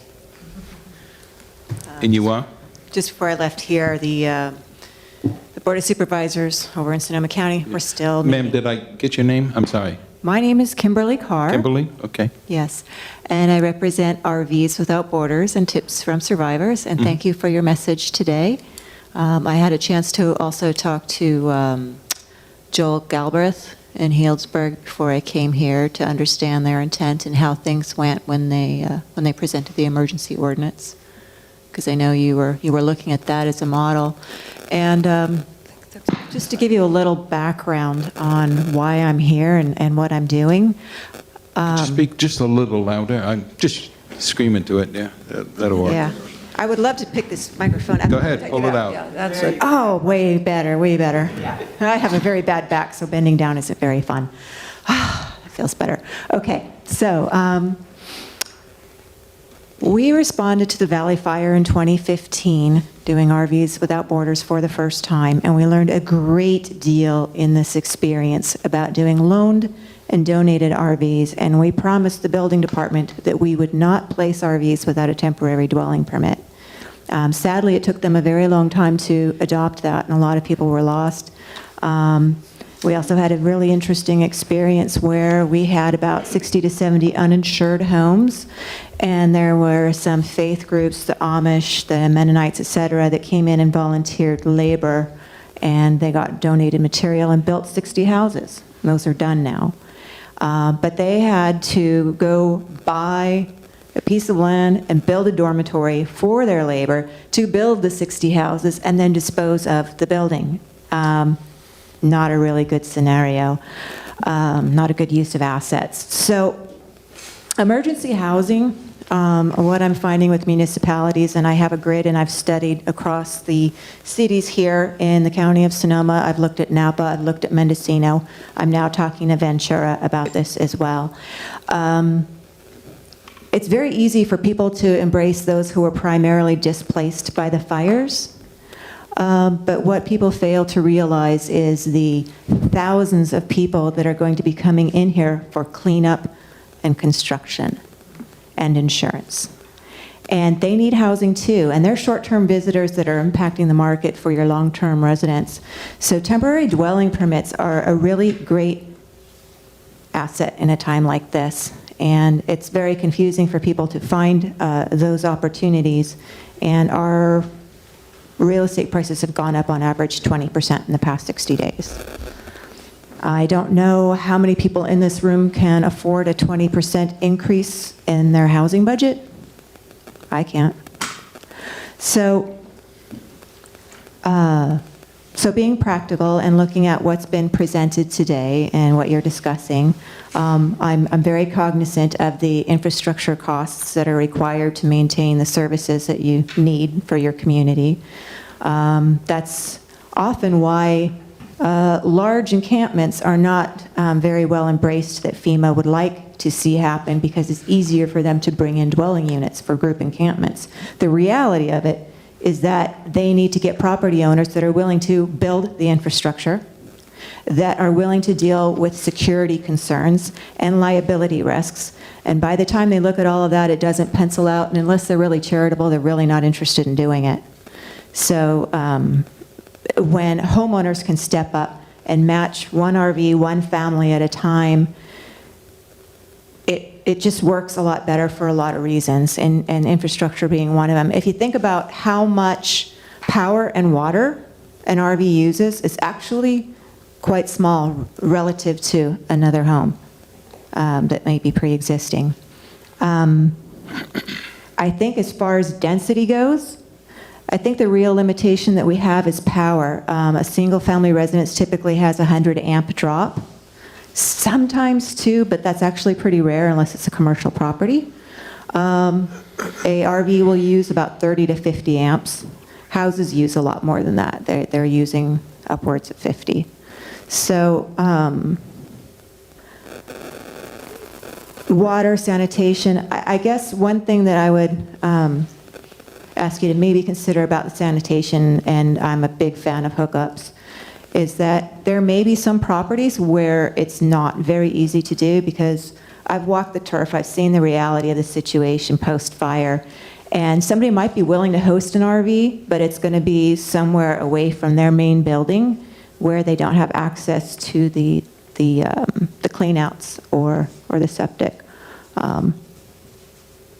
Well, so you're encouraging us to do what we can? Well, yes, to make please, this happen. and I'm Because we're thrilled going to that- be, Kimberly, we're going to be, Next one. we're going to be discussing the urgency ordinance in a few subjects. It's about 3 more down on the list. Oh, did I jump the gun on that one? Yeah, I but thought we that's were okay. already there. That's okay. You don't have to Sorry. talk next time, so.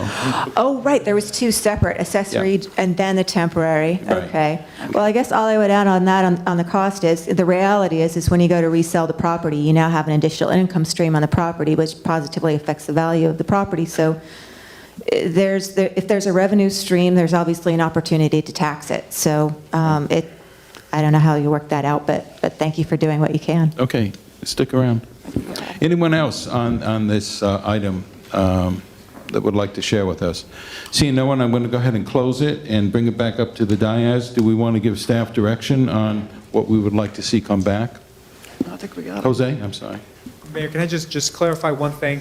I know the council discussed kind of 2 concepts where, just to be clear, these impact fees really are only imposed once. And Right. that's when you're coming in for a permit. So when we're talking about 25%, it's once. They're not coming back and paying 75% later or 100% later. It's anybody that comes in year 1, Yeah.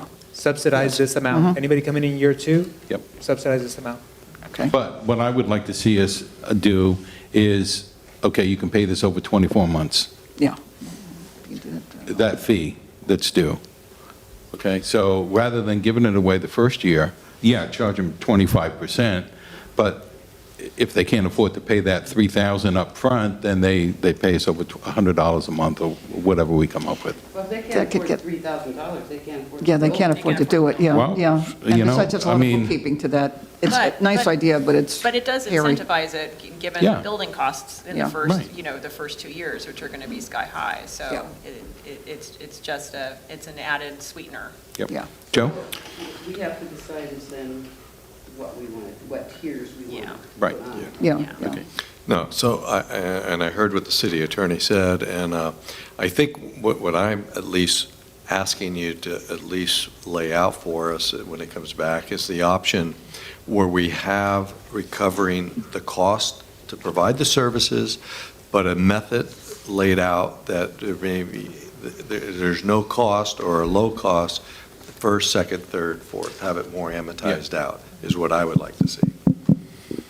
I'm confused. What is that? If Walk the me through again, I wasn't looking. 3 years. Oh, I get that. The tier, Oh, okay. so we would be able to, again, it depends on the amount, but I'd honestly like to see no payment due the first year. And so they would be signing a contract and agreement, like any other contract, for, say the number is $8,000, and the first payment on that agreement is due the second year. Is that? If I hear you clearly, Vice Mayor Paula, I think what you're referring to is a fee deferral program.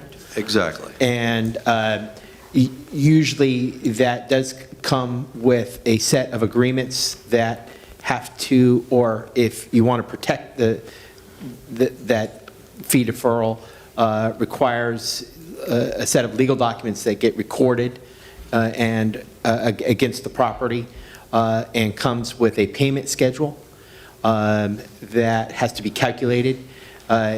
It's certainly within your authority to establish a fee deferral program. My recommendation would be if council wants to do a fee deferral program, that you do it separately than establishing a new ADU fee, so that it really comes back as a formal program that allows for formal fee deferrals over time, so that we could bring back the appropriate set of resolutions and legal documents to establish that program. It's just a little bit more involved with respect to fee deferrals, but it can be an incentive. Typically, you see fee deferrals with commercial developments more so than residential developments, to incentivize economic development and jobs. But if council's direction, I would just recommend you might treat that fee deferral program as a separate set of policy documents than establishment of an ADU fee. So if I can, Mr. Mayor, and that's exactly what I'm asking for right there. And I do think it should be a separate program that should apply out not only for the ADU, but for all, because I do know, I've been approached, like I'm sure some of the other council members have, by people who want to step up and put in some new apartments. There's one person in particular I just spoke with, and the fees, he quoted me, and I haven't looked into it, but this was the number he threw out, was going to be over $60,000 just to get the permits to move it forward. And that sounded a little high, especially if you're going to try to break dirt and build an apartment complex on a property that's zoned for it. And I said, well, I'd be happy to talk more on that, but I think it's important that we do have a deferral program in place, because there's a lot of things that we're trying to bring into town, and a lot of times it gets up to the upfront cost that slows it down. And if there's a way to defer that, irregardless of the type of program, I think it would be beneficial. So, David, which subcommittee, did any subcommittee look at this yet, and what do you? This item was not referred specifically, the study itself was not referred specifically to subcommittee. We really wanted to bring this as a first touch to the full council, so that's why we agendize it as a review and policy input, because we knew that there was varying opinions by the council on this policy issue. So that's why we didn't come forward with just a one-touch and recommend adoption. Okay, here's what I'd like to do. I'd like to come right down the line, and each council member just share what you would like to see in this. And then, David, hopefully that'll give you direction, and Jose on what we're looking for. So Carol, would you share with us how you'd like to see this structured? As simply as possible, and as few words as possible. As I said, I brought up the issue of reducing it, particularly for the first year, but I don't want to see us in a situation where 3 years from now or 5 years from now, we're in the hole and don't know how to get out of it. As far as the mechanics are concerned, the legal mechanics of deferral and things like that, I have to rely on your expertise. I'm not opposed to that, but I don't want to have so many layers or introduce so much cost up front that there's some easier way. I kind of want to get these things as simple as possible. And yet at the same time, I want to make sure that what we have is very clear to anybody who's taking this on, that you've got a fee that is what it is because this is an emergency, and there will be more coming. It's a little like taking Recology on. They have the ability to raise their prices. We have to have the ability, once this crisis is over or whenever we deem we need to be able to say, hey, we've got to come and get X amount of money from you because we didn't have to pay in the beginning. I don't want to give something away free, if that makes sense. Right. Okay. Carol? I'm sorry, Mary Ann. That's all right. I'm so glad we do that. Yeah. You know, because I was the only one. Thank you, ma'am. Okay, given the option, and since somebody else brought it up, I would go for year one, no cost. No hookup fee at all, just as an incentive to move this along and actually get it exploded and get people doing it. Year two, 25%, or no, 25, then 50, then 75, then 100%. I'm kind of confused a little bit about a payment schedule in that, so you put an ADU in, you're housing your kids or whoever, you know that you've got to pay for the building materials, you've taken a loan out of the bank, so you know you're going to pay it. So then having that extra payment hit you, they don't make the payment for 2 months, they don't make the payment for 3 months.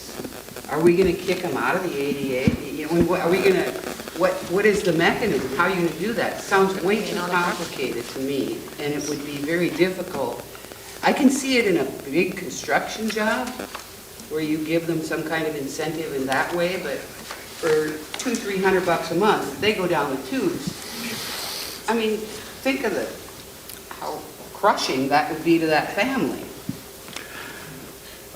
Go ahead. I caution you in terms of fee deferral programs, you do really need to give it a lot of study. Because the only way that you can secure that deferral is by a fairly complicated series of administrative paperwork. Ultimately, it has to be recorded against the property. It also is keep in mind, it's a fairly complex administrative burden to keep track of that, and to make sure it's being done correctly. That's why David mentioned that usually it's really something that's only done usually on commercial type projects. So in the case of a multifamily development for an apartment building, maybe that's something that you should consider. But in terms of ADUs and a deferral program for residential, you bring up exactly the right problem. Okay, so you've recorded a lien on somebody's property because they haven't paid their deferred fee. How do you collect? So I think the council does need to give some very careful study to a deferred fee program and not confuse the issue of the impact fees with deferrals and with the ADU program. I do also want to speak up one thing, impact fees. There's a real reason that we charge impact fees. We are struggling with your infrastructure. We just had a major water leak on a transite pipe in an established neighborhood. That infrastructure, the transite pipe is nearing 70 years old. So you can expect those types of failures. So to so sharply discount impact fees to zero, I realize that you want to encourage housing, the development of housing, and there's a crisis there. But you have an equal crisis with your infrastructure. So it's up to the pleasure of this council, but reducing an impact fee to zero places the entire burden of that infrastructure on your existing ratepayers. And I would challenge you to find the equity in that. Mm-hmm. Thank you, Paul. Joe? Well, I guess maybe I'm a little confused on this whole thing, because when I look at the towering, year 1, 2, 3, and I'm not seeing it that we're waiving any fees. It's just we're amortizing it out. But maybe I'm reading that wrong. So what is year 2 and year 3 supposed to represent on this towering? If they build, that's what they pay. So year 1 would be if they build in 2018, if they build in 2019? It's number 2. I see. Okay, well, that's a little bit misleading to me. So I was looking at it a little differently. So let me come back to you. Yeah. Melanie? Oh, I'd like to see the table spread out over 5 years, and incentivizing year 1, but not being free. At what percentage? I could support 25% the first year, because I think that would help get the ball rolling, and people who are, it just shows and it effectively makes us actively helping people out as much as we can in the first year. And then I think Vice Mayor Paula accidentally had a great idea. I would be accidentally had a great idea. I would be very interested in revisiting the deferrals for multifamily units. I think that at least let's hear about it. I think maybe at the subcommittee level or at the council level. But I think that would be a great idea to help kind of get that ball rolling for multifamily units and getting some density going. I also think that having more density and less open land, because we have a lot of properties that have very generous lots. I think that the density is actually going to help our economy as well. We'll see more folks hopefully within walking range of the downtown, and more folks visiting our commercial properties. So, I know we're going to pay for we're going to pay for it on infrastructure, but I also think getting some density rolling would actually help our community. So that's another reason I'd like to see us incentivize this. Okay. If I might just, Mr. Mayor, I agree with it. I didn't want to take up the time, but part of my concern early on is exactly that. We've got to protect our local people, our local businesses. there's going to come a time, and it could happen in a year or two, when employers to the south of us will be looking for help. Mhm. Okay, because we're losing a lot of help. Right. And we could get a brain drain here. Yeah. We could get an employee drain here that could be a killer if we don't have adequate housing for everybody. So we got to hit it on all cylinders. Yeah. You're absolutely right. I'd like to make one comment. Okay. If we are going to discount it heavily, like the 25% the first year, the one thing you're going to have to do is put a limit on the build time, so that everybody that's even thinking about it just comes in and says, well, it's only 25%, so I'm going to go secure that, but they aren't going to build for 5 Right. years. That completely eliminates the reason we're doing it. And normally there's a limit on So that. it would have to be a build out of, say, in a year. Well, they do expire, building Yeah. permits do expire, so. Right. Everett, did you want to weigh in on this particular topic? Yeah, I did. Thank you again, City Council of Cloverdale. I just wanted to I just had a possible idea. I don't know how this would work logistically, but if in year one we could say decrease to 25%, and I don't see any limitations that say that this has to be a linear function in mathematical terms. So we could increase more in year two. We don't have to go at a steady rate from 25 to 50 to 75 to 100. We could go 25 and provide incentive for the first year, and then immediately increase to like 75 or 65 and jump a little bit just to make to push potential contractors into year one and get them building, but at the same time try not to spread it out so far that some of the other ratepayers have to increase their fees to make up for the extra cost. Great. Thank you. Good. Great comment. Joe, did you want to wrap it up one more No, time? thank you, Mr. Mayor. I was a little unclear originally on how this tower, the tiering structure worked, but I certainly like what Everett had to say over there. I really think I think the first year should be reduced, and the second year should kick up, and the third year should probably just follow the steps that are laid out in the proposal here. Okay. So. Well, this council member would like to see that first year somewhere in the 20% range, and then from there ratchet it up for a total of 5 years. And of course, the fifth year being 100%. I think you're absolutely right that, when they see such an incentive to do it the first year, and then all of a sudden it goes back up, they would probably jump all over it. So.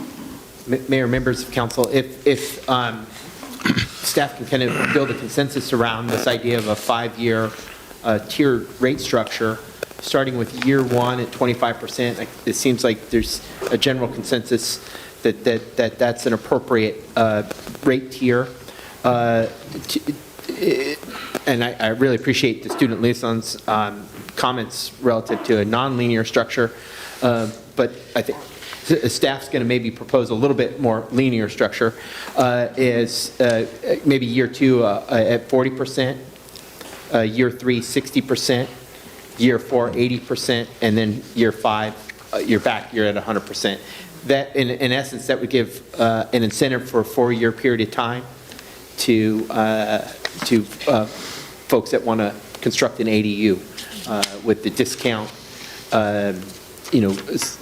being reduced on a yearly basis. So it really puts a big incentive up front, and it kind of diminishes back over time. And as you may recall, in the inflationary effects are also present with respect to construction. So in some regards, it may be that the fee is less than the rate of inflation, but that remains to be seen. And you will get back to us on if it's built within the house, so that there will be either no charge or a very minimal charge. Correct. We'll work with our legal counsel and city attorney, as well as Joe Colgan with Colgan Associates, to appropriately reference the applicability of the fees, whether they apply to existing units, existing structures or not, so that it's clear and anybody who applies for a permit really understands what fees apply to what type of development, whether it's new or existing. I've been asked a couple times and I haven't been able to Okay, so I think you have your direction? Okay. All right, council members, I'm just going to sneak one more question in. Joe, and forgive me if I don't know this already, but we usually set our fees, and we do fee adjustment every year. The indexing to the construction cost index? Yes. We're talking about, yes. These will be affected in year 4 and 5, right? Well, They're driven I off. guess that depends on how you structure your tiered fee program. The other impact fees, I'm guessing, would continue to be indexed every year. Okay. And would these be subject to an increase in indexing, by indexing? We'll have to review that. Currently, all the fees are indexed pursuant to inflation, either the engineering news record or the consumer price indices. And whether we want the fee resolution to identify that these fees will also be adjusted pursuant to those reported rates of inflation.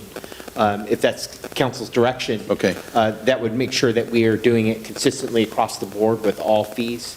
Because the intent of that adjuster is to reflect that construction costs of infrastructure improvements go up over time, and it's just our intent to keep the fee at pace with inflation. And maybe if we look at these fees now compared to our index fees, and kind of get that percentage, maybe we could not raise these fees for ADUs quite as high as the regular fees, but that's something to look at, I think. Right. Joe, thank you for coming to Cloverdale, and thank you. And look forward to seeing you again. Mr. Mayor, could you take a short break? Yes. I'm going to take about a 5-minute break at the request of some council members, so we'll be back in 5 minutes. Okay, we're going to go ahead and reconvene. Listen, did you get some fresh air? Yep, okay, good. No, I didn't. Well, thank you, staff, for preparing that report on the ADU fees, and I look forward to seeing what comes back. Next item number 11. I think everyone knows that in 2008, the city opted, under the leadership of Nina Rigor, city manager, to close City Hall on Fridays and enact 4 10-day workdays. This was in a cost-cutting procedure. Hopefully, it saved the city some money over the last couple of years. And now that the economy has turned around and receiving input from community members, it's time to see about, to discuss and possible action to open City Hall on Fridays, limited hours for the front desk utility services. So, Paul, this is yours. Thank you, Mr. Mayor. The item before you is a plan where there has been council members expressing interest that City Hall be open on Fridays for water department services and especially account services. In utilities business, we call that offs and ons. That's the establishing of new accounts and the closing of accounts. And for an off or an on to be executed on the same day, which is what we strive for, a work order really needs to happen by 12 p.m. so that a utility department employee may execute that work order before they go home at the end of the day. So if somebody comes in the morning and says, I need to turn off my account, for that order to happen on that same day, it has to happen before noon so that the message can be sent to the utility worker. Here's the address. Go out and turn the meter. Turn this meter off. Do a final read and turn this meter off. Okay. The same is true if you were establishing an account. New account set up. Go and turn the meter on and do an initial read. So to that end, the City Hall staff developed a plan wherein City Hall would be open on Fridays from 9 a.m. to 12 p.m., except when a normal holiday falls on Friday. To make that happen, you really need to have at least 2 clerks on duty on a Friday so that you can cover breaks. Because it's a 4-hour work shift, the employee is entitled to a 15-minute break, as well as redundancy and being able to cover. So you really need 2 clerks on duty to do that.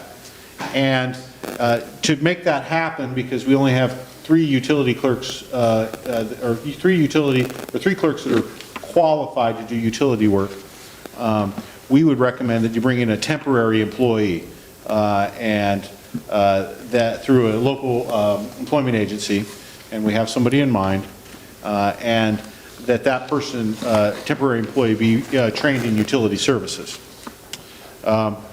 That would mean that City Hall, under this plan, would not include building, planning, or engineering services.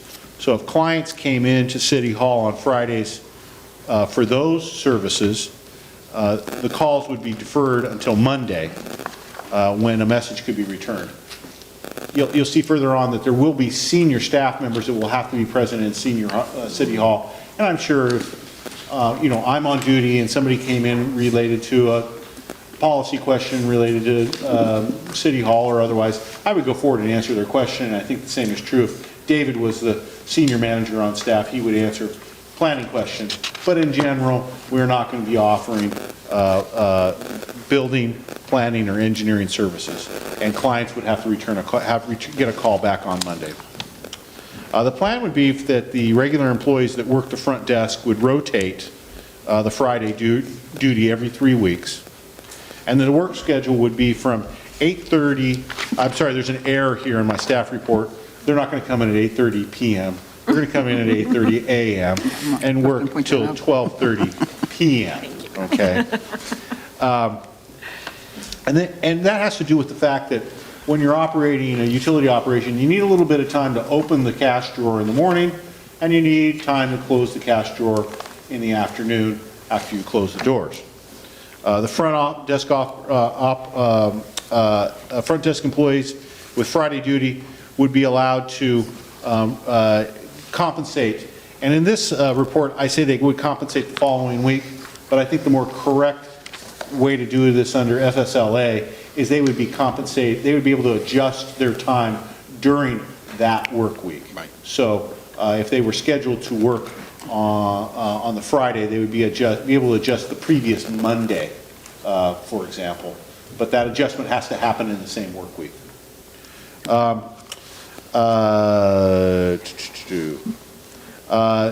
Even though we're trying to do this to decrease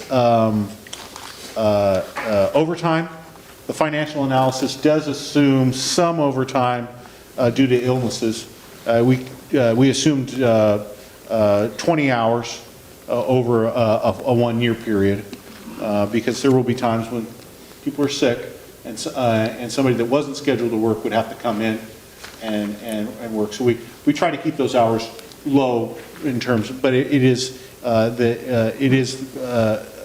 some overtime hours were worked into this, our cost assumption. There is a schedule that the front office clerks have prepared so that this could be carried out for the first 6 months. And we're ready to just, implement it as of January 2018. The fiscal impact is attached. We calculated a fiscal impact of about $12,269. That impact would be shared over the general fund, with the water fund, and the sewer fund. In terms of senior managers, the idea would be that senior manager, there are primarily 4 senior managers that would cover City Hall. That's the city engineer, it's the assistant city manager, it's the city manager, and it's the finance manager. The police chief really doesn't cover City Hall operations. So of those 4 primary city managers that cover City Hall, the senior manager would rotate Friday duty.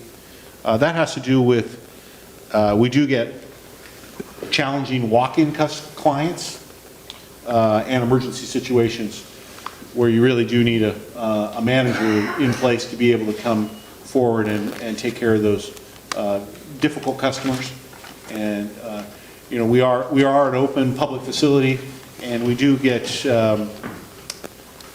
challenging customers coming in the city hall, making unrealistic demands, and it really does take somebody that has a supervisory or management level background and skill to manage those challenging clients or emergency situations that do come up, and to be able to manage water breaks and a lot of other emergencies that do come up during the day. So, so the options are direct that City Hall operations begin limited Friday hours of operation effective January 1, or modify this, or reject the plan proposal. Talked a little bit about the fiscal impact. The $12,269, which is our estimated impact, is not budgeted in this year's budget. So with that, I'm willing to answer any questions of the City Council. Thank you, Paul. I'm going to take the privilege of the chair and ask a couple of questions first. On the compensating time of 4 hours, is that going to be all in one day, or is it going to be spread out over the week? The plan is that the employee would be able to come in late. That Monday? One other day during that week. It's not going to be come in late over that 4 days, but you know, since they're going to be working an extra number of hours on Friday, they would be able to come in late, for example, the previous Monday. Gotcha. I'd be flexible on that, you know, but they would, the idea would they would be able to come in late, begin their normal shift at 12 p.m. One day during that same week. Okay. And why not all of this 12,000? Why is 4,000 being charged to the general fund? Because, well, we use the general split that is how we allocate the expenses for these various employees.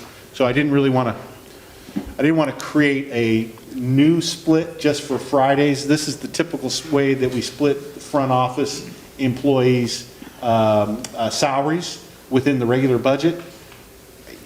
This question did come up.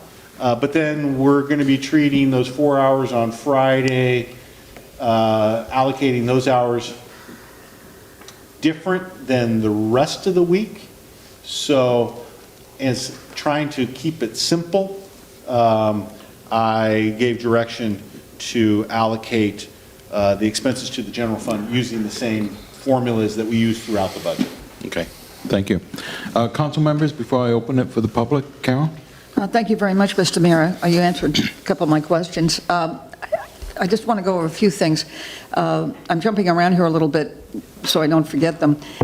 It says here towards the latter part of the summary, the 3 regular utility clerks are prepared a schedule for the next 6 months on the assumption that, et cetera, that'll be implemented as of January. So are we saying there's a 6-month trial period here? Because I assume one looks at it. I mean, what happens if nobody comes in or one person comes in every Friday? Well, there wasn't a discussion of trial period, but the general direction that I gave to challenge the employees it was just to create a schedule through the first 6 months. There was no discussion of whether this was a trial period or not. It was just please create a schedule on how we would make this work for 6 months rather than the full year. And speaking of trial period, are we going to have at least some nominal feedback about the success or lack of it in terms of the number of people who come in, not only specifically for this or for anything else? I'm certainly open to being open on Fridays. I want people to have the kind of customer service they need. But at the same time, I want to make sure, since this is a disruption in your normal schedule, for example, if I came in on Friday for 4 hours and I come in late on Monday, that means somebody's going to have to double up on Monday if it's a busy Monday. So I want to make sure that we're not going to have a because I'm a person who is supposed to be there for 4 hours, so I can, dislodge a schedule for other people and delay other things. So not the complicated stuff, but as I always say, it's that old HR hat again. You want complication, talk to me, and I'll be glad to supply it when it comes to staffing. We do have a very good temporary help service here, and I don't say that lightly. We do. You mentioned that you have someone in mind. Do you mean service to provide or someone who will be in that temporary role? Have you chosen someone and just going to build them through the temporary service, or are you going to actually put an order in with a temporary service? We already use temporary employees through temporary employment agencies. I know, I'm just asking whether you have someone. We have a temporary employee in City Hall that's fulfilling some other duties having to do with meeting preparation, minutes preparation, other duties as assigned that has shown that they are very proficient. Good. Wonderful. So we were really looking to expand a temporary employee through an employment agency to help out with these Friday hours that we already use. You've got the employee in mind. That's great. That's very good. We may not have the number or the figures here, but I'm just for the sake of the record, I always like to know what is the pay and what is the billing rate for that individual, if you're not giving me something that's confidential. But because it says here the total is $12,269.32. I love things that are that specific, but I need to break it down.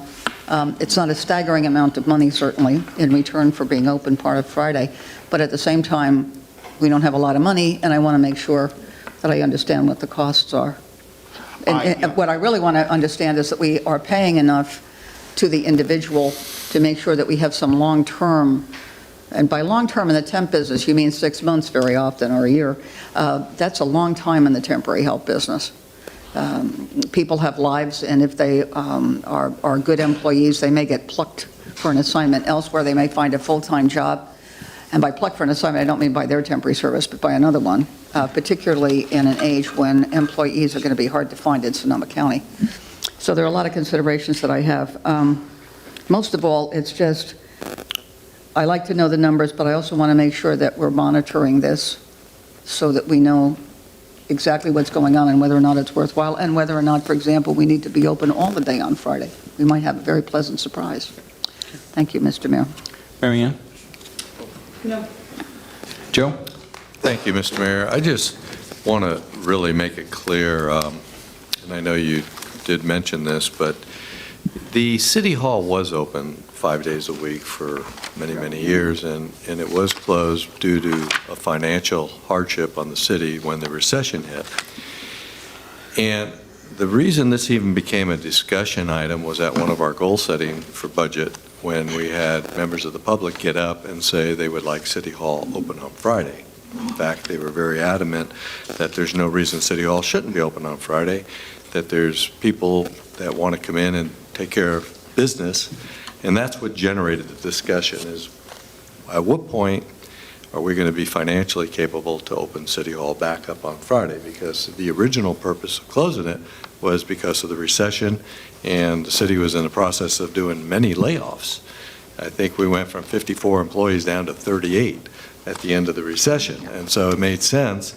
We lost so many good employees, unfortunately, due to the recession, that we need to start reducing our open hours and taking a different review based on the recommendation of the city manager at that time. So when that came up at the goal-setting session, it was put down as one of the objectives, is it feasible to reopen City Hall on Fridays? Is there a need? And I really like the idea of doing it and doing a tally to determine, is it really something that needs to be open? I don't have an answer to that. I do know that's the reason it came up. So it starts off with several council members have expressed, and I just want to make it clear, it came from the community, and we basically put it on, and it became one of our goals to reopen it if it was necessary. So I just wanted to lay that foundation so everybody's clear. Thank you, Mr. Mayor. Melanie? Is there anyone in the audience who is here for this item? I was just wondering. There are, but I'm calling on council members All right, first. well, Would you like to wait until after they speak? I was at that community goals or community feedback meeting as a member of the public, and it was one person who made the request just because they want water hookups, and that's, I'm just wondering if that's the best way to approach, I think, and that's the problem, is that they want access to a service, they want access to an appointment, and I'm just wondering if being open on a Friday from 9 to noon is the best way to approach that problem. I'm not sure that that's the answer to that problem. Well, before I open it up to the public, I think that, and Paul, correct me if I'm wrong, the language is employees will work 40 hours a week to be determined by the city manager when those hours are. And again, just going back to when the city manager decided to make it 4/10s, it was for economic reasons. Now that things have turned around, and I've heard it from a couple people that were not at that work setting shop, that goal setting shop, that would like to see it open. Whether they use it or not, I have no idea. I mean, that's the same in the banking industry. You know, everybody wants to be open until 8 o'clock. Well, you keep a checklist, and from 6 to 8, you have 2 people come in. Right. You know, so I'm hoping we track that pretty good, and we revisit it in 6 months or so. Okay, well, at this time, I'd like to open it up to the public. Anyone wishing to tell us how you feel about this, come on up and share with us. I see Tammy's going to be the first one.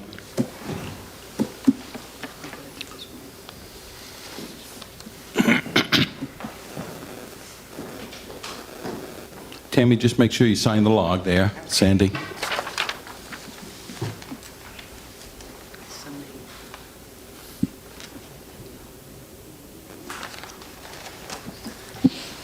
So I am Tammy Amundsen, and I live at... I'm here on my own time and on behalf of myself and my City Hall front office coworkers. We've done research on the calls that have been coming in on Fridays for all of 2017. There have been 73 messages taken on Fridays this calendar year by our answering service. 2 of these calls were to start new service, and 2 were for water leaks during the hours of 9 a.m. and noon. There were 11 calls to the police department on Fridays in 2017 for public works. Only 1 was to start new service. That makes a total of 5 calls in 52 weeks during the designated hours and related to the water department services that would be available.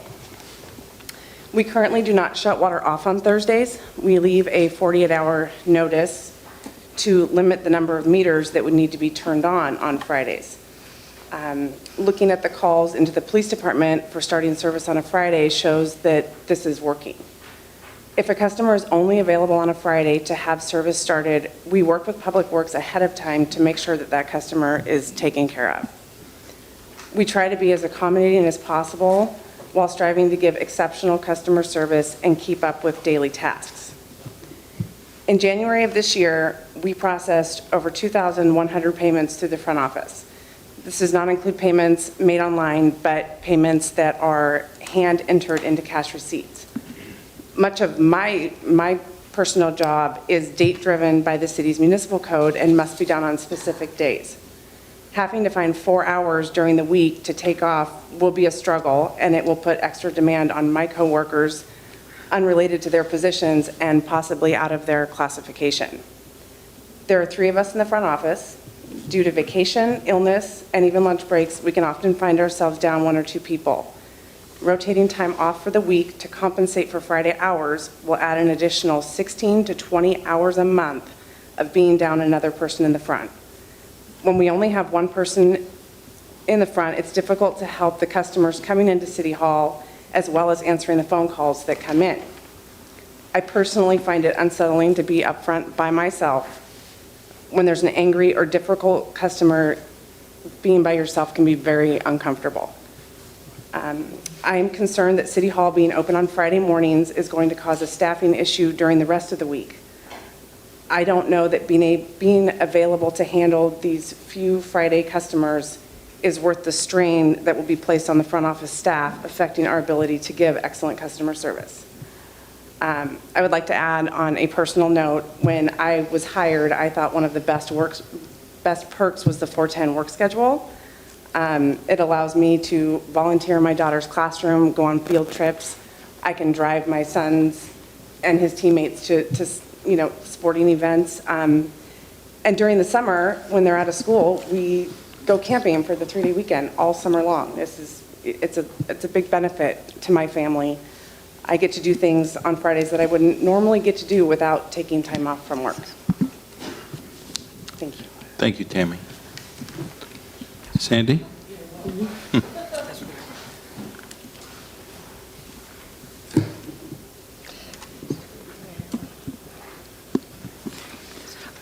My name is Sandy Dersham, and I'm going to just read my letter. And public speaking is not my forte, but I feel like what we have to say is very important. Actually, I was one of the employees that was here when the change occurred, and so I feel like I have the benefit of what it was like before and what it's like now, and just wanted to mention that. And also that I'm here on my own personal time.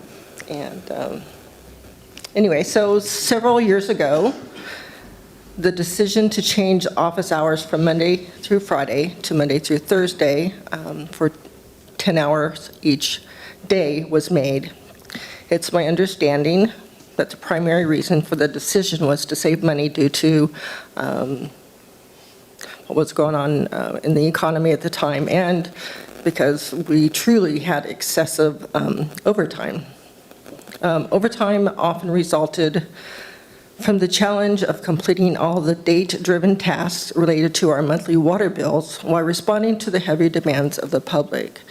As it should be, serving the public took top priority, but as a result, the constant interruptions would slow down the time and date-driven tasks that were of primary importance for running the utility billing department in particular.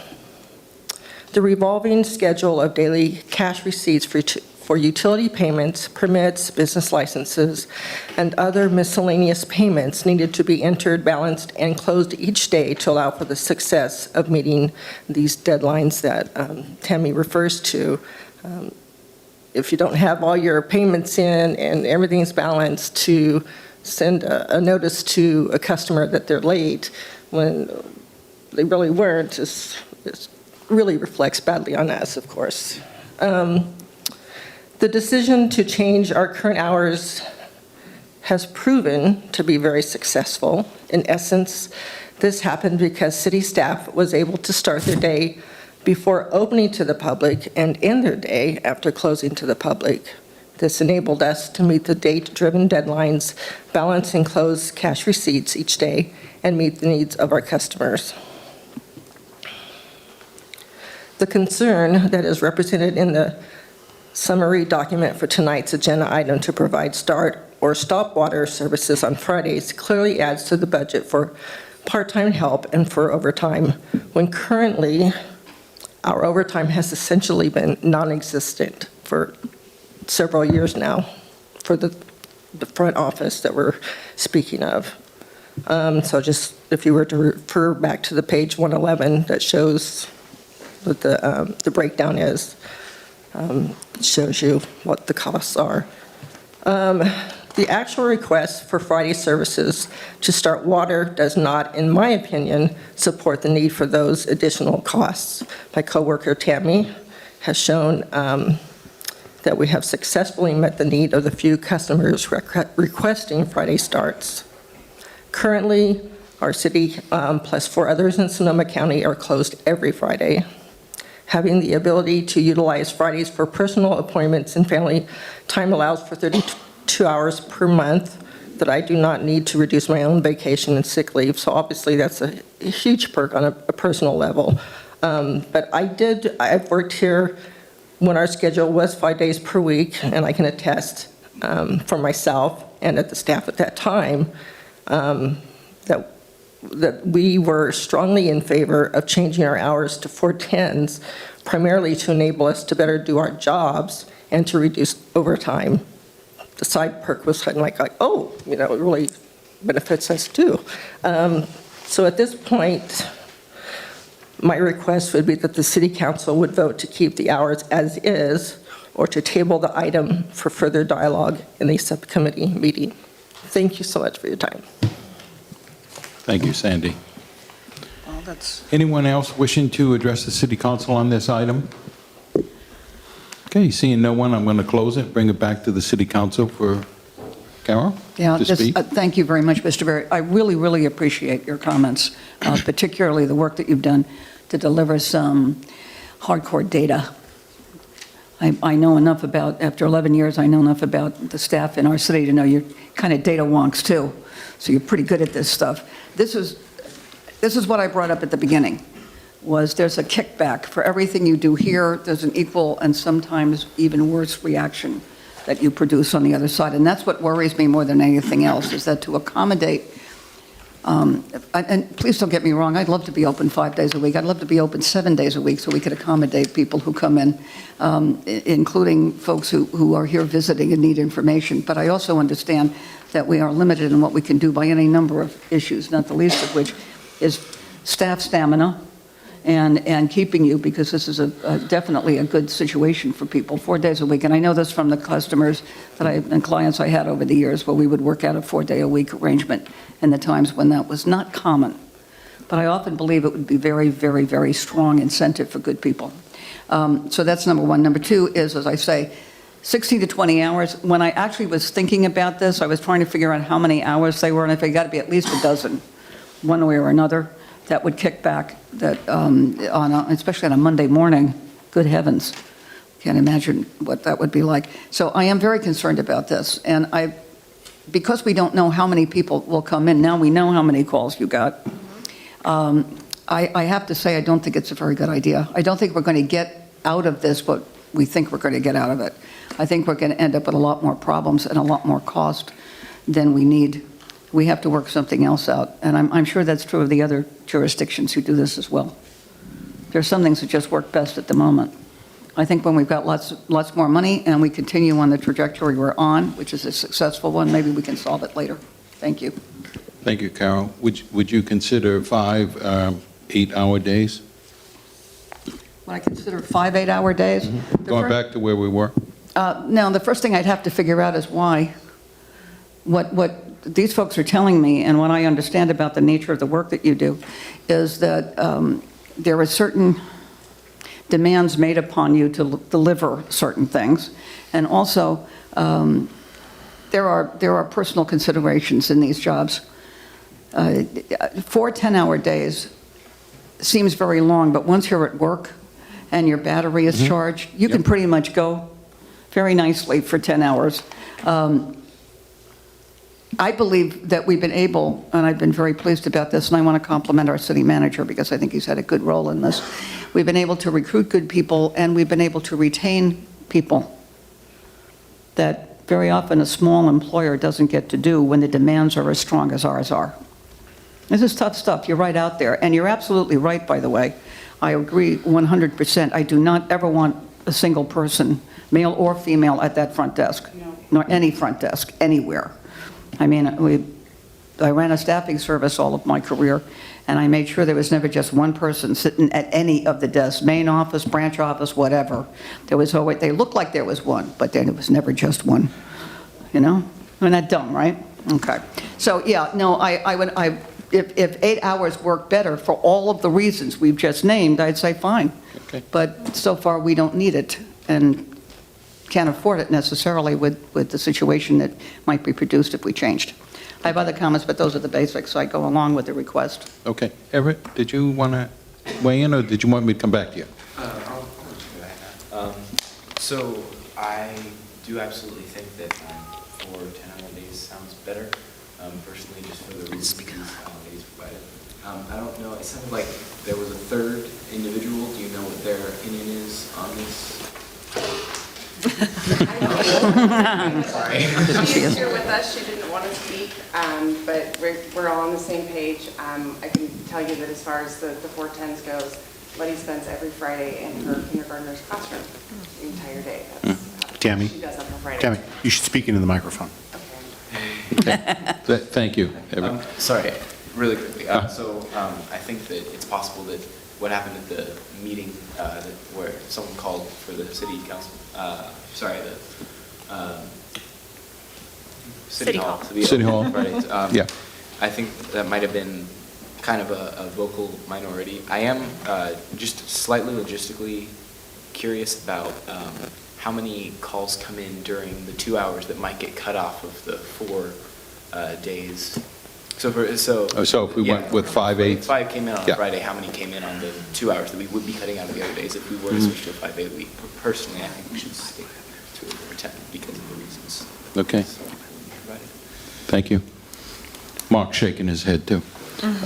Marianne? I guess that I find a part-time thing like this with just 3.5 hours or whatever it is, 4 hours. I guess if we were going to be open Monday through Friday, 8 to 5, we would have to sit down and really talk about it. And I can see a point to that, but I don't really see a point with, 4 hours Friday morning. What's really the point? Well, I think when I had spoken to the city manager about this, we were going to try it for a period of time, but if it was successful, there was a thought that maybe we would go back to the 5/8. So at that point, we just had to gauge the traffic that came in. So, and just like it took a while for people to get used to the fact that we were closed, it's going to take them a while to get used to the fact that we're open. And the service is there, the public service is there for our customers. So. Well, I know there were people that did track me down at the pub when I was downtown that wanted shut-offs or startups. Usually they were sitting there with a U-Haul, not realizing that we were closed on Friday. But I managed to always get a hold of somebody over in Public Works, and they would come and turn them on. So I don't know. I am listening to you guys and thinking, it would really, you're used to this now, I get that. I personally would love to see us open 5 days a week, but I don't know that I agree with this step. Joe? Thank you. I agree with my colleagues. I think the City Hall should be open 5 days a week to serve our customer base, but I don't particularly care for the way this has been laid out. I would like to maybe just table it, would be my suggestion, and that we ask in the next customer survey that we put out, that we articulate a couple of questions that maybe a subcommittee can work on to determine services, inconveniences that may be associated by the people that we serve out there by not being open on Friday, to determine if there is really a need and see what we get. But I think a 5-day week is important, but I don't think this is the right step. Okay. Can I add one thing? I was thinking, if we get really flush, what would be nice is to let people do 4-10s so that they have the time to do the stuff in the mornings and after work, and we would just have to hire at least another full-time person and let them do Well, the 4-10s. Well, there was always the option that everybody didn't have to have off on Friday. You could still work 4-10s, and some people could have off on Monday. Yeah, right. But, okay. So like that would make more sense to me. Yeah. Have a full-time person, yeah. Melanie Bagby. Thank you. Well, having read the staff report and listened to the testimony by the public here on their own time, we've been talking about this issue for, pretty much this entire year. And what I've never understood is why would you get rid of an employee perk that saves you money? Not only doesn't cost you anything, but actually saves you money. It restricts or it lessens overtime. It provides them with an improved lifestyle. It's a win-win, and I don't understand why you would throw that out, especially since so many of the other municipalities that we are competing with for talent are doing 4-10s. So beyond that, I think everyone seems to agree that this is a pretty convoluted schedule, and it really can't be justified by the potential gains. I don't think there are any potential gains. Further, I'm looking at the price tag of $12,000 a year to turn water on and off, and I'm just wondering, and hearing, staff tell us how many phone calls there are, it's pretty clear that that's just a waste of money. I think the issue is how to provide better service, and I think that there are better ways to apply that 12 grand. I would like to see us invest in an online scheduling service so they don't even have to take a phone call if they don't need to. We need to be, these folks in a tight, small city hall, these folks are knowledge workers, and they don't need to be, the rover between first and second base. They need to actually be productive for us, and the best way to help them be productive is to take that burden of the scheduling away from them and implement an online scheduling application in addition to getting our planning applications online. And we just need to be moving in that direction. We're 18 years into the 20th century, and Cloverdale needs to start acting like it. And I just don't. So as far as efficiency is concerned, and as well and personnel policy, I just see this as a real step backward. I'm not supportive, and I'm not interested in seeing us open 5 days a week. I'm interested in looking at ways that we can help our most valuable asset, which is our folks in City Hall. I'd like to see them empower them to be more productive. Yeah. So just to close. I'm not going to vote for this because we need to move forward. And so I don't know if we're going to be voting on it or not at this point, but I just say moving forward, having heard the testimony that I've heard and seeing the staff report, I think we're spinning our wheels talking about going to a half day on a Friday or going to 40 hours a week. I think that we need to step forward strongly in the 21st century, get some online scheduling, invest our money in that, and help our employees work more efficiently. Well, don't I look like the big heavy? I was directed to look into opening City Hall on Friday. And city manager and I came up with this method as opposed to immediately switching to 5/8. And as far as I'm concerned, I don't know why we just can't turn that switch and do 5/8. I mean, we had it before, we can surely have it again. I have a comment on that. Yep, and now all of a sudden, what we did as a cost-saving measure has become a perk. I don't want to see us change the city manager's ability to open City Hall the hours he wants it open. The last thing I want to see is all of a sudden all the employees have Fridays off, and if we ever want to reinstitute it again, we're stuck. We can't do it. I just think it's been perceived. Tammy said it. When she was hired, the best thing was 4/10s. Well, those really weren't her hours. Those were temporary 4/10s until we got around the corner and we were going to do 5/8 again. So my direction was to see what we can do about getting the City Hall started on a limited schedule on Fridays. So I know Linda wants to say something, and so does Joe. So Linda, go ahead. Yes, I wanted to weigh in on this too, in my HR role. And this is a definite recruitment tool. And I can tell you that it has impacted the ability to bring staff on and retain staff. And Councilmember Bagby is 100% correct in saying that we are competing with other cities that are offering 4/10s. And if we want to keep our good staff, I think this would be probably a good measure to keep them. Okay. So I just wanted to weigh in with that. Thank you. Thank you, Linda. Paul? Well, I just want to say, the issue of going to, 8 5s. 5/8. Sorry, 5/8. Sorry. You work too hard. It's late. You like my plan, don't you? I apologize for that. I mean, it's levity, I get it. Really, I think you need to look at your staffing levels and where you've gone with your staffing levels. The reality in City Hall is we have added, increased one permanent part-time person to full-time in City Hall, and we have added a deputy city clerk. So that's really only a position and a half.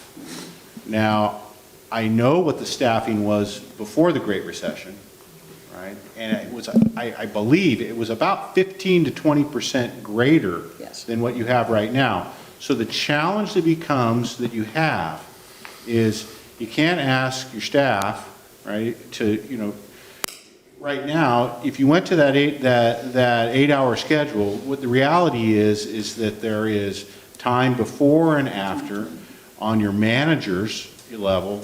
There were more mid-level employees that were employed, I believe, in City Hall. So, you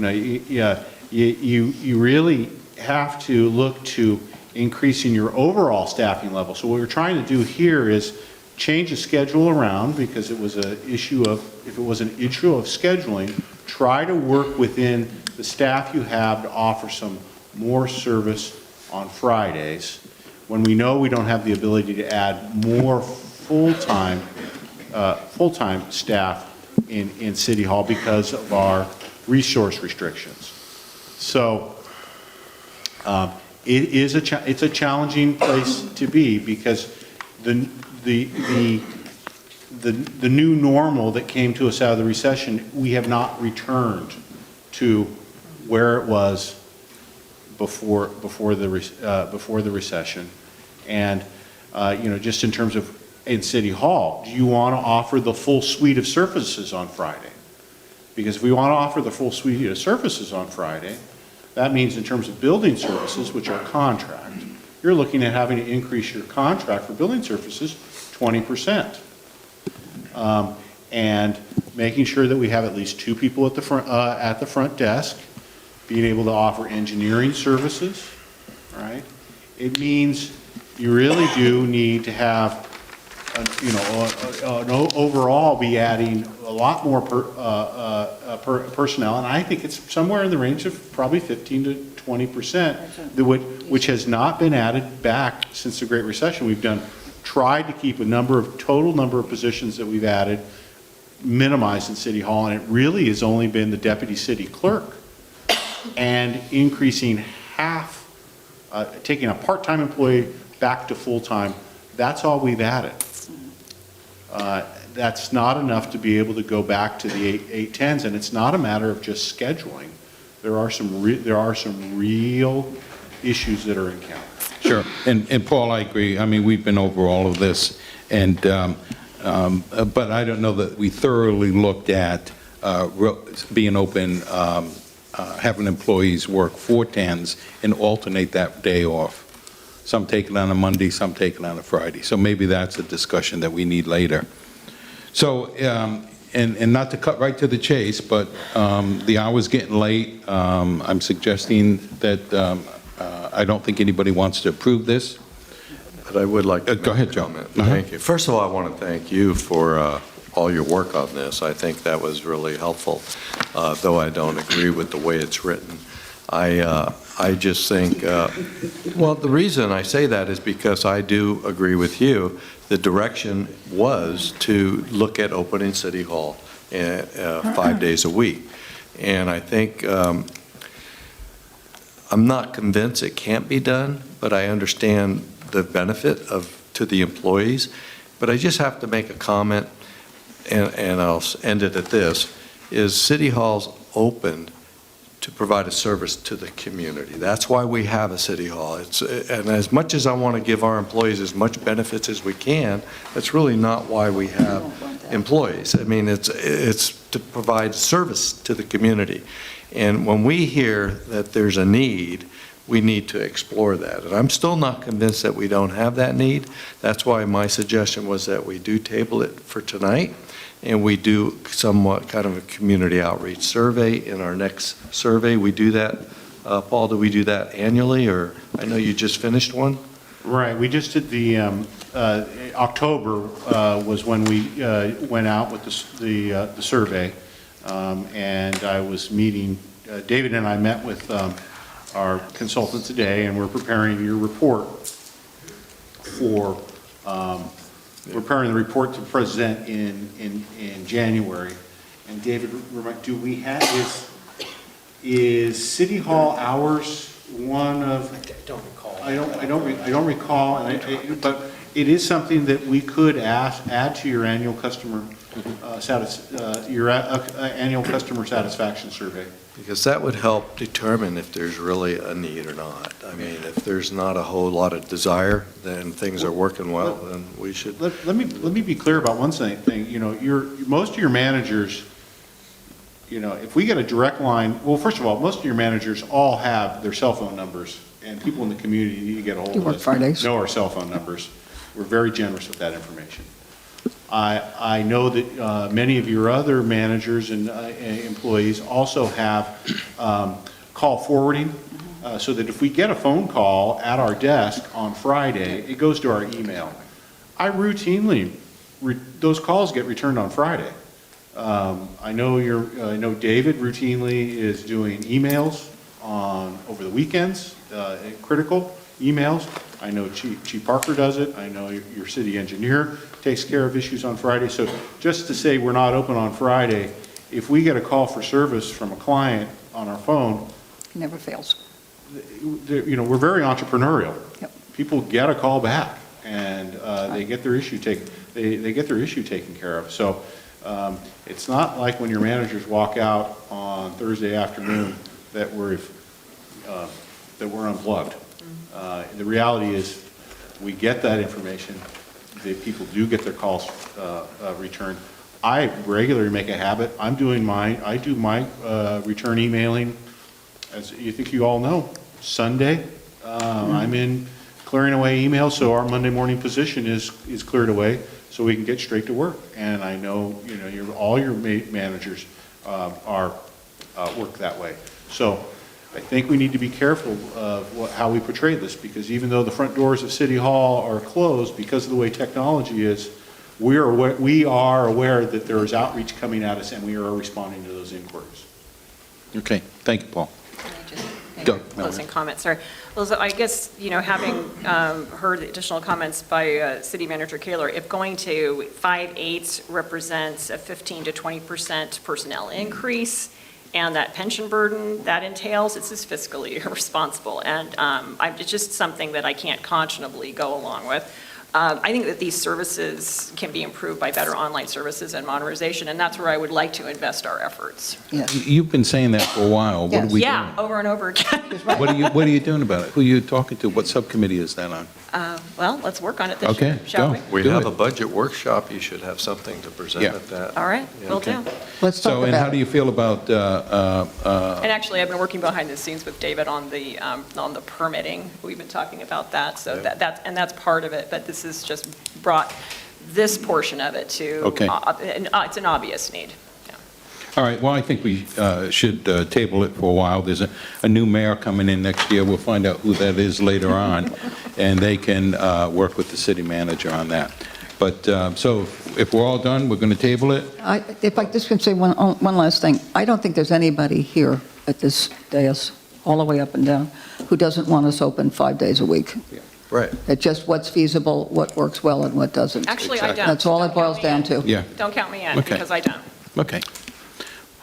We won't give you a vote then. I think, I just want to make sure, as you mentioned, it moves into next year. My recommendation would be that we do a survey, in the next survey, not a special one. And this question will be part of that survey. Yeah, put it on there. Okay. So that'll be the Everybody next will step. Sandy, Tammy, I want to thank you for coming. I know it took a lot for you Sandy, to get up there and talk. We appreciate it, and we were listening, so enjoy. Thank you. Yes, please.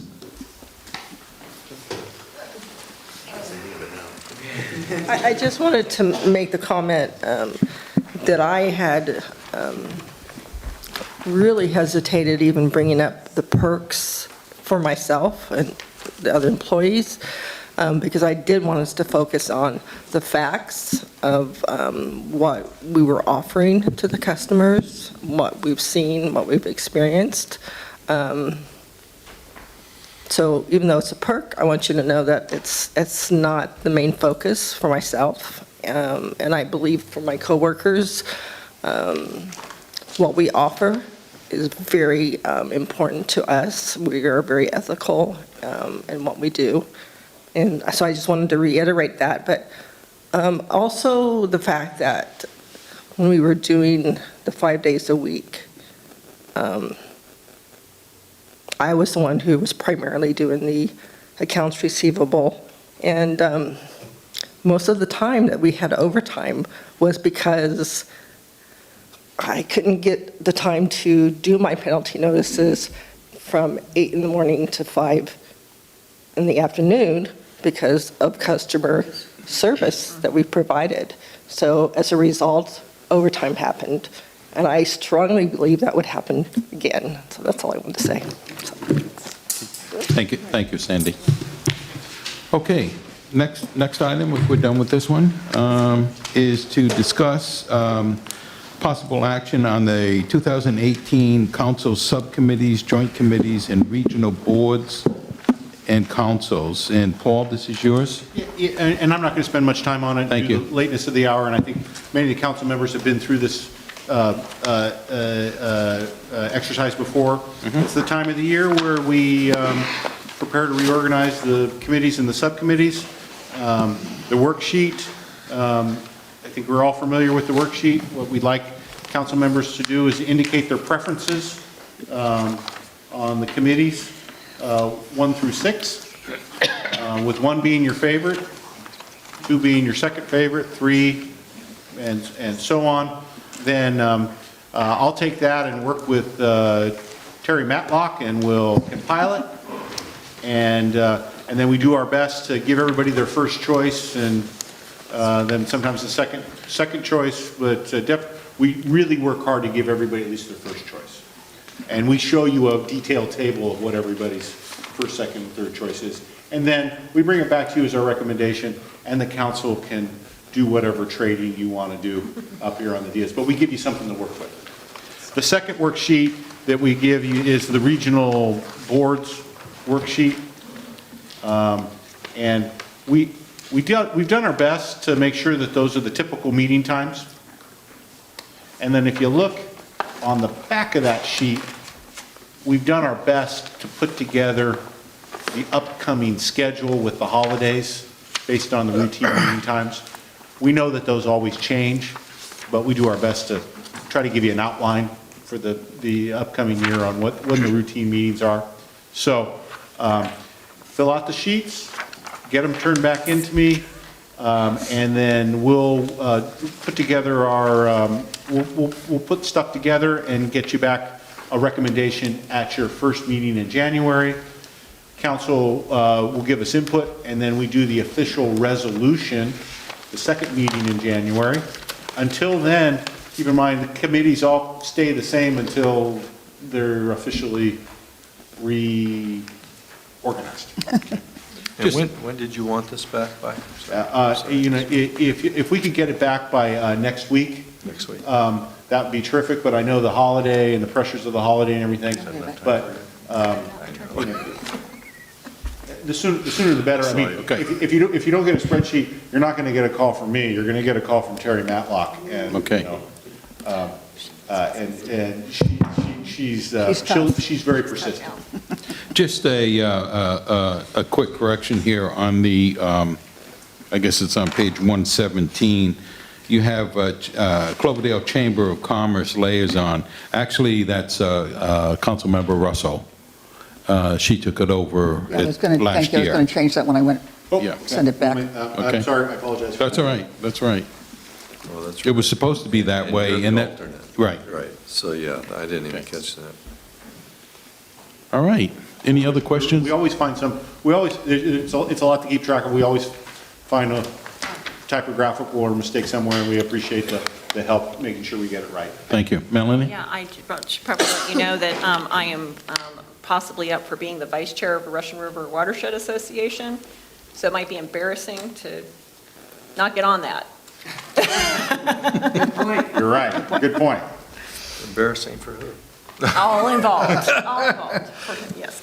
So, and the other thing, Mr. Mayor, if I may, we had a subcommittee formed several years ago for the Citrus Fair.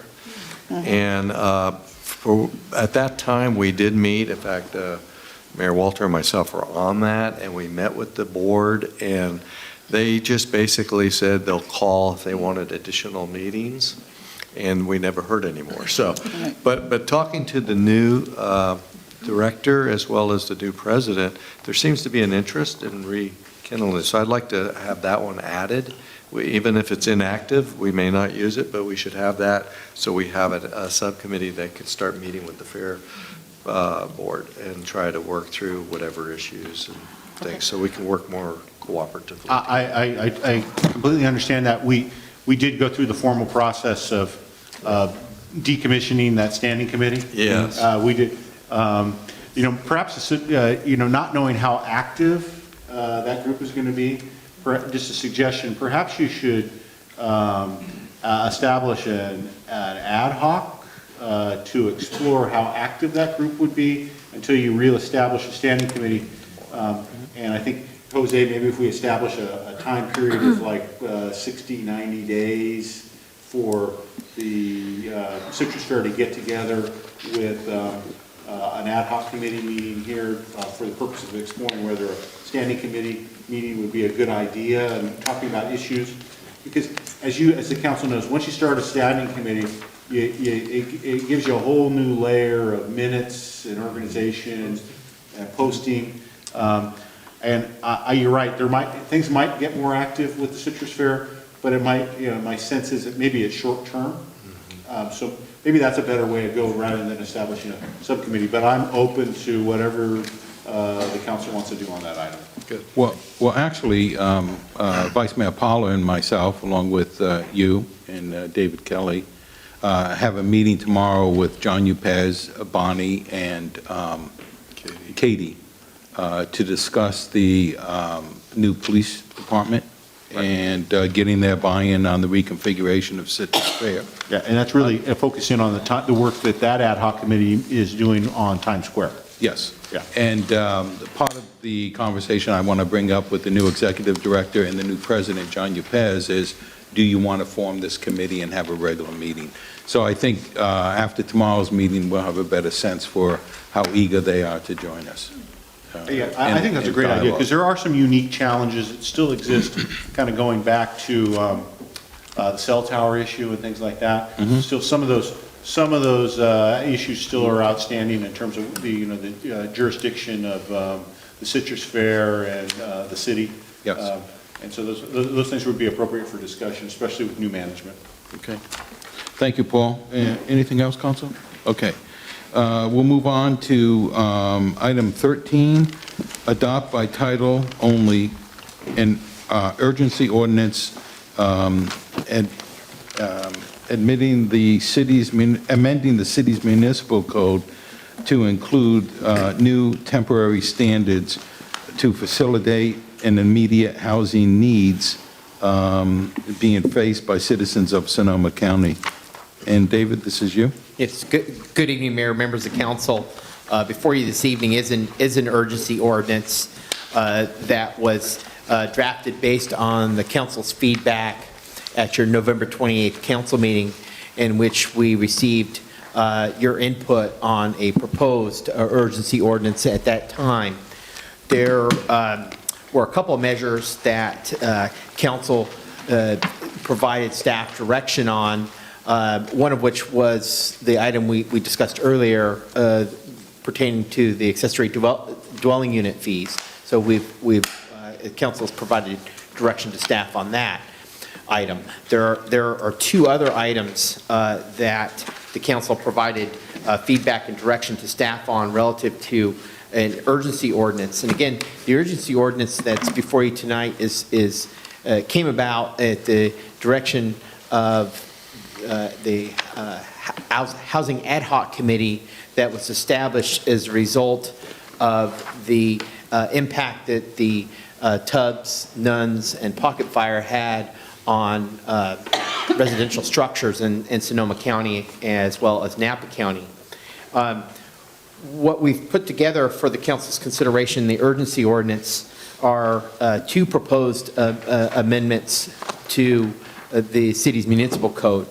The first of which is really a fairly straightforward and basic amendment to the land use table within the commercial section of your zoning table, which would allow residential uses on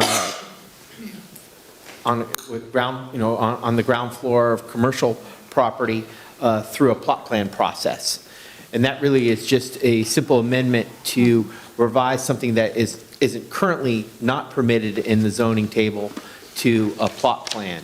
The purpose of that change came about because a particular property owner at 154 Railroad expressed a desire to be able to utilize some of the ground floor units that were commercially zoned for residential occupancy. And as I think I shared with the council previously, those units were inspected by the building department and determined that they meet the criteria for residential occupancy and could be readily utilized for the purposes of housing an individual or a family. And so what the proposed amendment would do would accomplish that, would just basically make that change to the land use table. In this particular instance, the property owner at 154 Railroad has already filed a plot plan in the hope and anticipation that the council does approve the urgency ordinance to allow for that. The purpose of the plot plan really gives staff the ability to ensure that there's some appropriate mechanisms for conditioning any types of issues that may come about with respect to that change in the land use table. Some issues that could be triggered include, ensuring that parking is adequate, for example, that there's any compatibility issues that may come about because of particular uses, adjacent uses with commercial and residential being next to each other. But in addition to that, there are some other measures that it could give us the criteria to include appropriate conditions. One of which I think Mayor Walter brought up at the November 20th council meeting, and that was relative to ensuring that the units are rented at an affordable rate.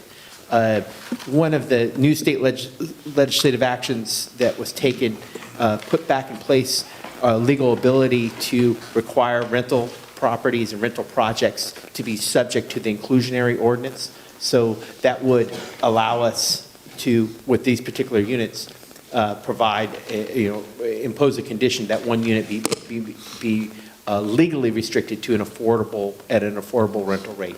More than likely, given the nature of these particular properties or units, they would be rented, at market rates that meet the criteria anyways. But it gives us the ability to, ensure that is true. The other measure that is included in the urgency ordinance is provisions to allow use of recreational vehicles or RVs on private property within all zoning districts, except properties designated downtown commercial. So this would allow via this ordinance, property owners to permit the use of recreational vehicles, including what we've added a definition for tiny homes to the existing municipal code for occupancy. And included within that is a number of criteria that are set forth in the urgency ordinance to ensure or minimize potential health and safety impacts. One of which is to ensure that it's entirely parked on a private driveway. It's in an area that is not going to result in impacts because of no access to sewer and water. So it's necessary to have direct access to water or the city's sewer system, or direct access to a unit that where those services are available. It does ensure that the consent of the property owner is provided, that the vehicle is parked a minimum of 20 feet from a habitable building on the adjacent property. Again, we didn't want to create a situation where occupancy of an RV created issues for a residential neighbor. We closely followed and modeled the same action that was taken by the city of Hillsburg, which ensures that the property owner or vehicle user must obtain a temporary land use certificate. That enables us to really track where these RVs are being used for occupancy, and separate those from other RVs that in some cases have been defined as a nuisance under our code enforcement procedures. Because we want to ensure that the protection of health and safety is really addressed as part of this urgency ordinance. So if you adopt this ordinance that staff has developed tonight, it would take effect immediately. Staff has already began development of the appropriate application form that could be filed by property owners that want to allow RVs to be used for temporary occupancy.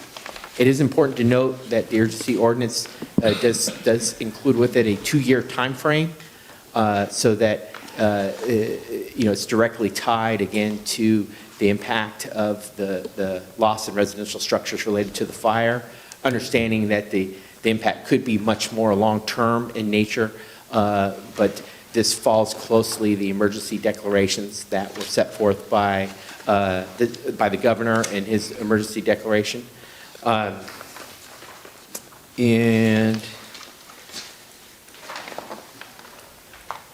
I think the other direction staff would take, particularly with respect to amendment of the zoning table for permitted for the plot plan change for residential uses, would be that staff would formally propose a zoning change and have it go through the process of planning commission recommendation, environmental review, and ultimately bringing that back to council, so that could be something that could be considered a permanent, the council could weigh in whether they want that to become a permanent change within the zoning ordinance.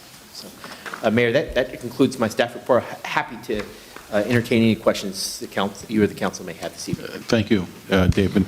Let's start with Melanie. Well, I just wanted to thank staff for the hard work on this item. It's right up the alley of, I think, what we were asking for in the subcommittee meeting. So, yeah, interested in what the audience has to say about this. Joe? Thank you, Mr. Mayor. I just want to clarify, it sunsets in 2 years. This ordinance will be October 9th, 2019. Is that what it says here? So it becomes void unless there's a new ordinance? Is that correct? Or That is the intent, that it would have, the way it was written is that it would be in effect for a 2-year period of time. Okay. And the reality is this may go much longer, but that gives you time. You can come back and we can revisit this whole topic. Right. There was the provisions relative to the RV addressed amendments to the municipal code that was originally drafted in 1965.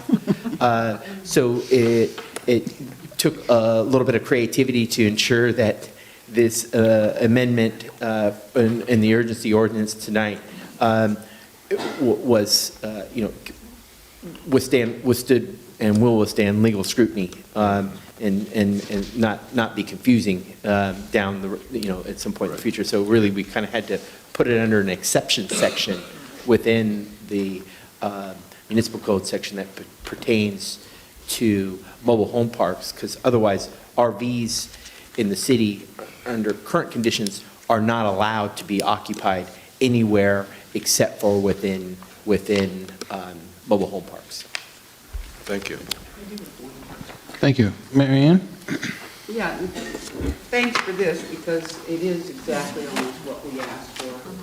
And I think it's important that we get this in place. The question I have basically is the tiny home thing. There's people building tiny homes all over the place now. And I like it. Don't know if I could live in one, but I think I probably could. Probably not with your husband. Yeah, probably not with my husband. Yeah. What I'm thinking, okay, so the tiny home stays on wheels, right? You can take them, leave them on wheels or take them off wheels. And the question I'm getting now is, okay, so we've only got a 5-foot setback, blah, blah, blah, because we've got that booklet now. So we're putting this tiny home back here, and there's plenty of property, there's plenty of setback. So will they be able to leave that tiny home if it's on wheels after the 2-year mark is up? Or will they have to put it on a foundation? Under the current provisions in the urgency ordinance, if it's left on wheels, it's regulated by the Department of Motor Vehicles, and it's considered a recreational vehicle. Yeah. And therefore would, once the expiration date hits, it could not be occupied. Right. It could still be stored on a property subject to the appropriate standards. But the alternative would be to place it on a permanent foundation, permanent connect to sewer, pay appropriate accessory development unit fees. This first year. And have it become a permanent housing unit. Part of the issue around this tiny homes is the terminology itself. It means something different to everybody. In some contexts, tiny homes are really intended to be mobile RV type structures that you can move around, that look like a house, but it's a house on wheels. Versus, in some cases, what we refer to as a tiny home is really just a smaller sized permanent housing structure. And which, by the way, the California State Building Commission is in the process. Councilmember Bagby had asked for a time frame, exactly when that code was going to get updated, and I was unable to determine an exact time frame, but it's working its way through the process to establish specific building code guidelines for tiny homes. So, it might be within this 2-year time frame of this urgency ordinance that there actually might be something that's codified. But sometimes those state processes kind of take a little bit of time. Hurry after the recent fires, especially in Southern California. Hopefully that will move things along a little faster. We'll see. There seems to be a sense of urgency. Yeah. That's my only gray area where I look at that and I think people are going to be, we're going to have to be really clear. It's 2 years. That. Carol? Thank you, Mr. Mayor. My major questions, I find with the commercial situation, I think it may be a very healthy one, but my major questions are around the RV.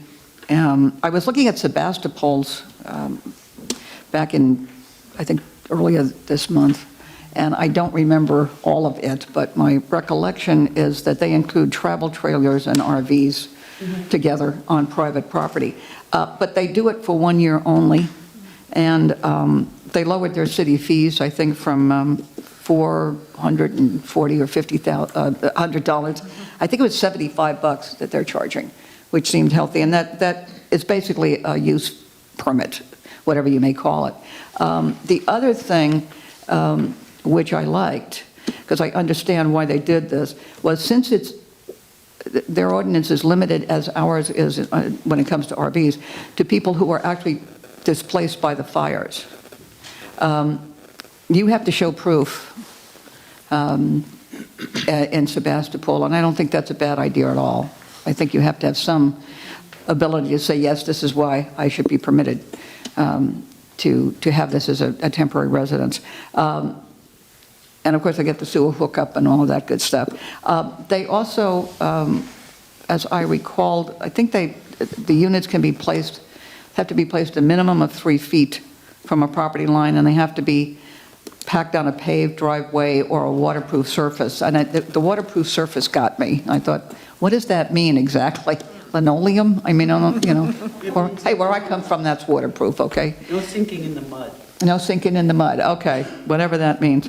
But I didn't see, there were a lot of other things I didn't see about certain hookups and what would happen with refuse and how that has to be handled, with the main house or whatever, that kind of thing.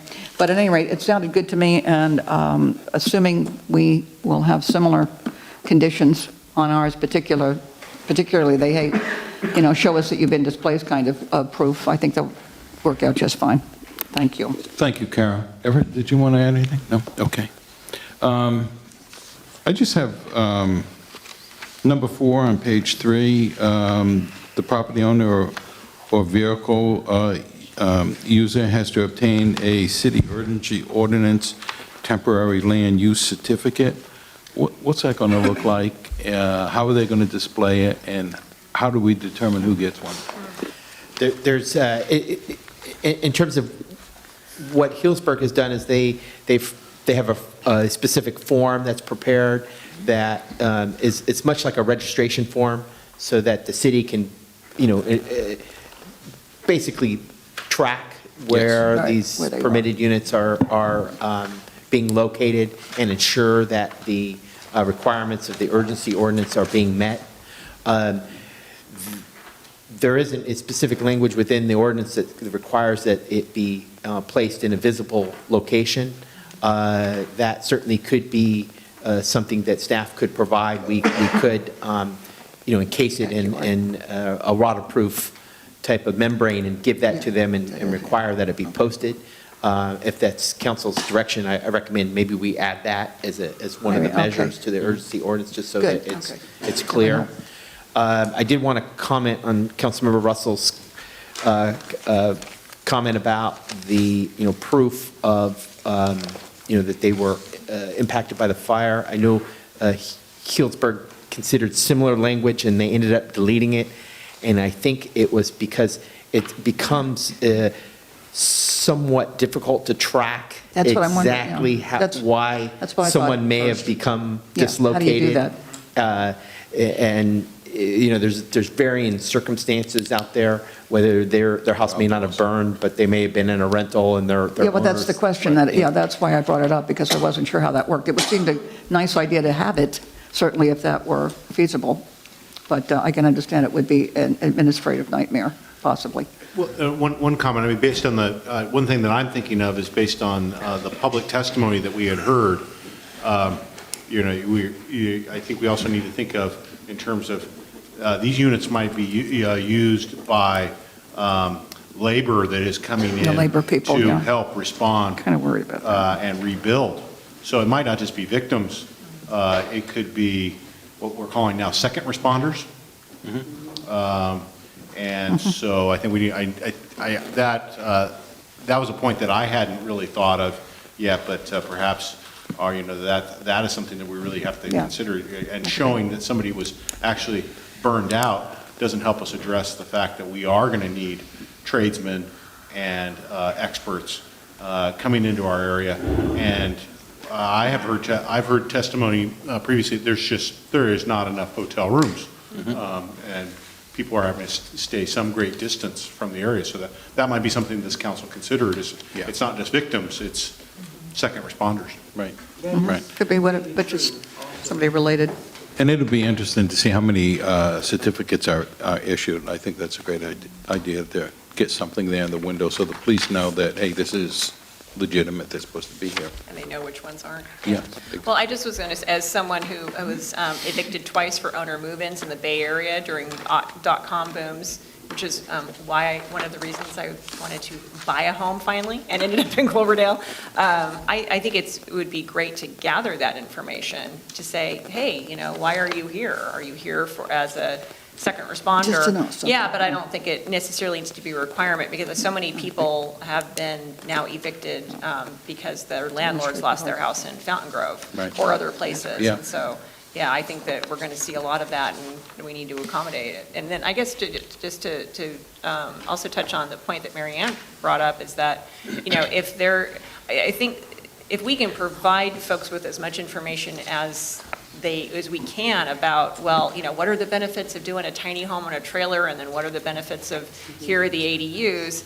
I think that we need to do that, and if we can prepare one of those little triplicate brochures and have them as just, good guides, like here's one example, one scenario, and then here's another, scenario of what the costs are and what it looks like. That's fine, but when push comes to shove, folks who are really, seriously looking at this, they're just going to have to educate themselves and decide for themselves what the best solution is for themselves and their property and their family.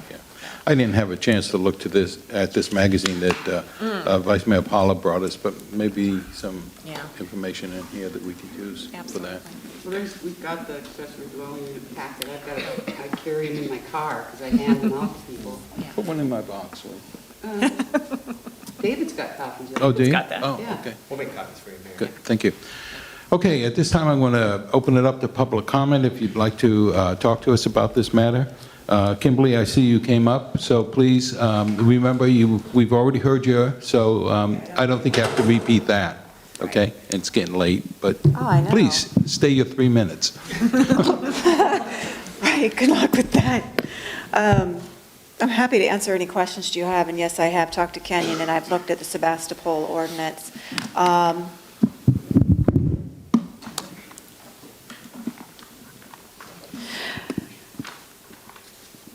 It's really important to look at the individual needs and assets of each community. The demographics are going to be different, the distance to where people are commuting for work, the number of people displaced. Every fire is going to have a different profile. And, what I see here in this community is that, you're at the outer limits of the county here, and you have more land potentially to help contractors that may be having equipment that they need to store in between projects. That's something that's interesting to consider too. Gosh, if I'm going to keep it to 3 minutes, what I can tell you as a trend about the fees, because we haven't talked about that, is that they are free or $100 or $83, but it is fixed, and for the most part it is free. Who can apply? Yes, I do recommend that it be completely open in this jurisdiction. Some areas are too impacted to be able to do that. Santa Rosa will be doing a temporary dwelling permit, but they were just so incredibly overwhelmed after the storm, and so I'm not sure when that's going to be ready, maybe about 2 weeks, and I don't know what it looks like yet. Duration of time, yes, Sebastopol is talking a year with a 6-month extension. I'm talking to them about that because I think it is too restrictive. I told them that it's basically going to be putting people on the mark in the peak of the building season. I recommend actually 18 months as an absolute minimum with an 18-month extension. We're looking at a 5-year horizon for rebuilding here. So I think we really do need to keep that in mind, given the scale of destruction here. In Lake County right now, they have rebuilt 20% of the homes, and their permit system is actually breaking right now, and they think there's maybe another 39% in the works right now. So you can see the trajectory is not as fast as people would hope for. I don't know, maybe if more people had opportunities to stay immediately afterwards, maybe more people would have fought to rebuild, but that was not the case. Let's see. The expiration date of this, you're talking about 2 years? 2 years, yeah.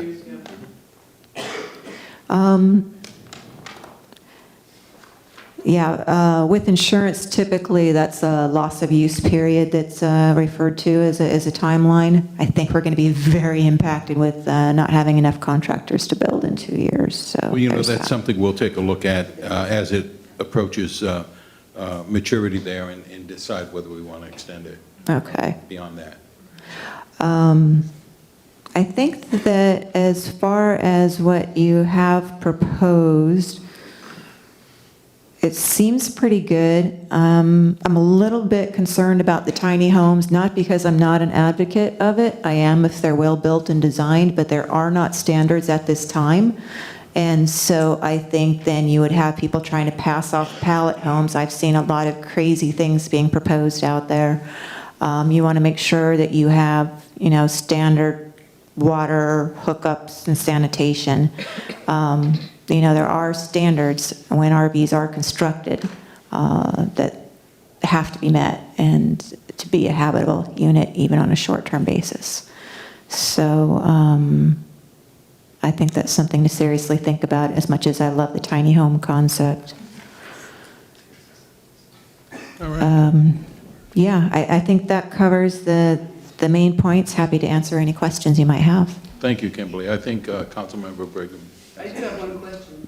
Did you ever get a hold of Bonnie at the Citrus Fair? You're representing RVs Without Borders? I am, yes. Yeah, because someone from your organization called me. Really? And I set up, I actually set up by email a meeting. I first went over and talked to Bonnie at the Citrus Fair because she said that she was having a meeting with the board that week, and to be able to let RVs in there for longer than their, I think it's like 2 weeks is all they can stay. And I just That's wondered typical. if anybody from your group ever followed up with it. I don't know a Bonnie. You don't know, or you did not? I have never met a Bonnie. I don't know who you're referring to. In a disaster situation. And Brian Elliott was involved in the Nope. email trail, and Nope. and he was really very adamant about it, and I said yes, that I had gotten hold of them. You might be referring to Burners Without Borders. It's a similar name. We could be. RVs Without Borders. Well, Arthur is my best friend of 15 years. We are very tight on this project together. I know everything he's doing. He pretty much knows everything I'm doing. I have never heard of a Bonnie. Okay, just to let you know then, that there is a capability of 15 to 20 RVs could go in there tomorrow. We have RVs ready to go, but without a permit, we're not placing. You wouldn't need one, they're set up. Okay, well, I just was curious as to Yeah, whether or not there was this is any new to me. follow-through there, but there obviously was not. maybe you can exchange email addresses or phone numbers, and you can follow up on that, so. Sure. Okay. Sure. Well, Kimberly, thank you for sharing with us. You're welcome. I've actually taken this project to the Obama Foundation for a fellowship, and I am in consideration, so Well, good Great. luck with that. thanks. So, Yeah. Okay. Folks, was there anyone else from the public that wanted to address this item? Okay, seeing no one, we'll close that, bring it back. I believe there's a, I'd like to offer the resolution. okay.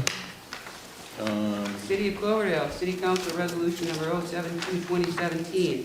A resolution of the City Council of the City of Cloverdale ratifying a proclamation of local emergency by the city manager acting as the Director of Emergency Services dated October 9th, 2017, under Chapter 2.44, Disaster Council and Emergency Services of the Cloverdale Municipal Code, caused by the pocket fire and other firestorm events in Sonoma County that began in the early morning of the 9th of October 2017. Is it the right one? No, I don't believe it is, but you read nicely. I think it's on page 127. Right, I was on 125. Okay, City of Cloverdale, ordinance number 7/19, 2017, an urgency ordinance of the City Council of the City of Cloverdale amending Cloverdale, is this the right one? Yes. Yes. Good, Okay. good. Why do I have two in my packet? I don't know. What's the resolution?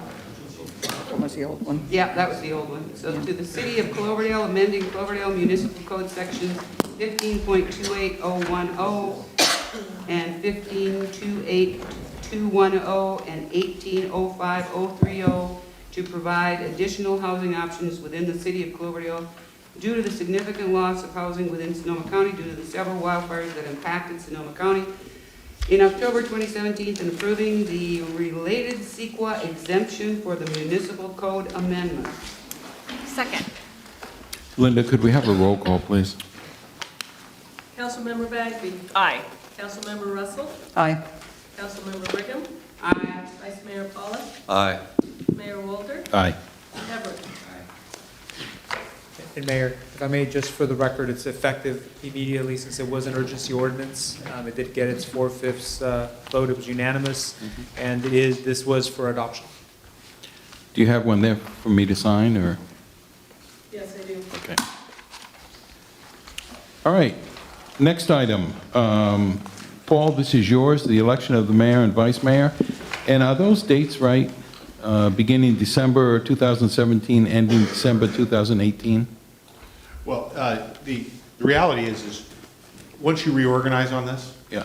the new mayor becomes effective immediately. Okay. The next, usually the tradition here is you don't change seats.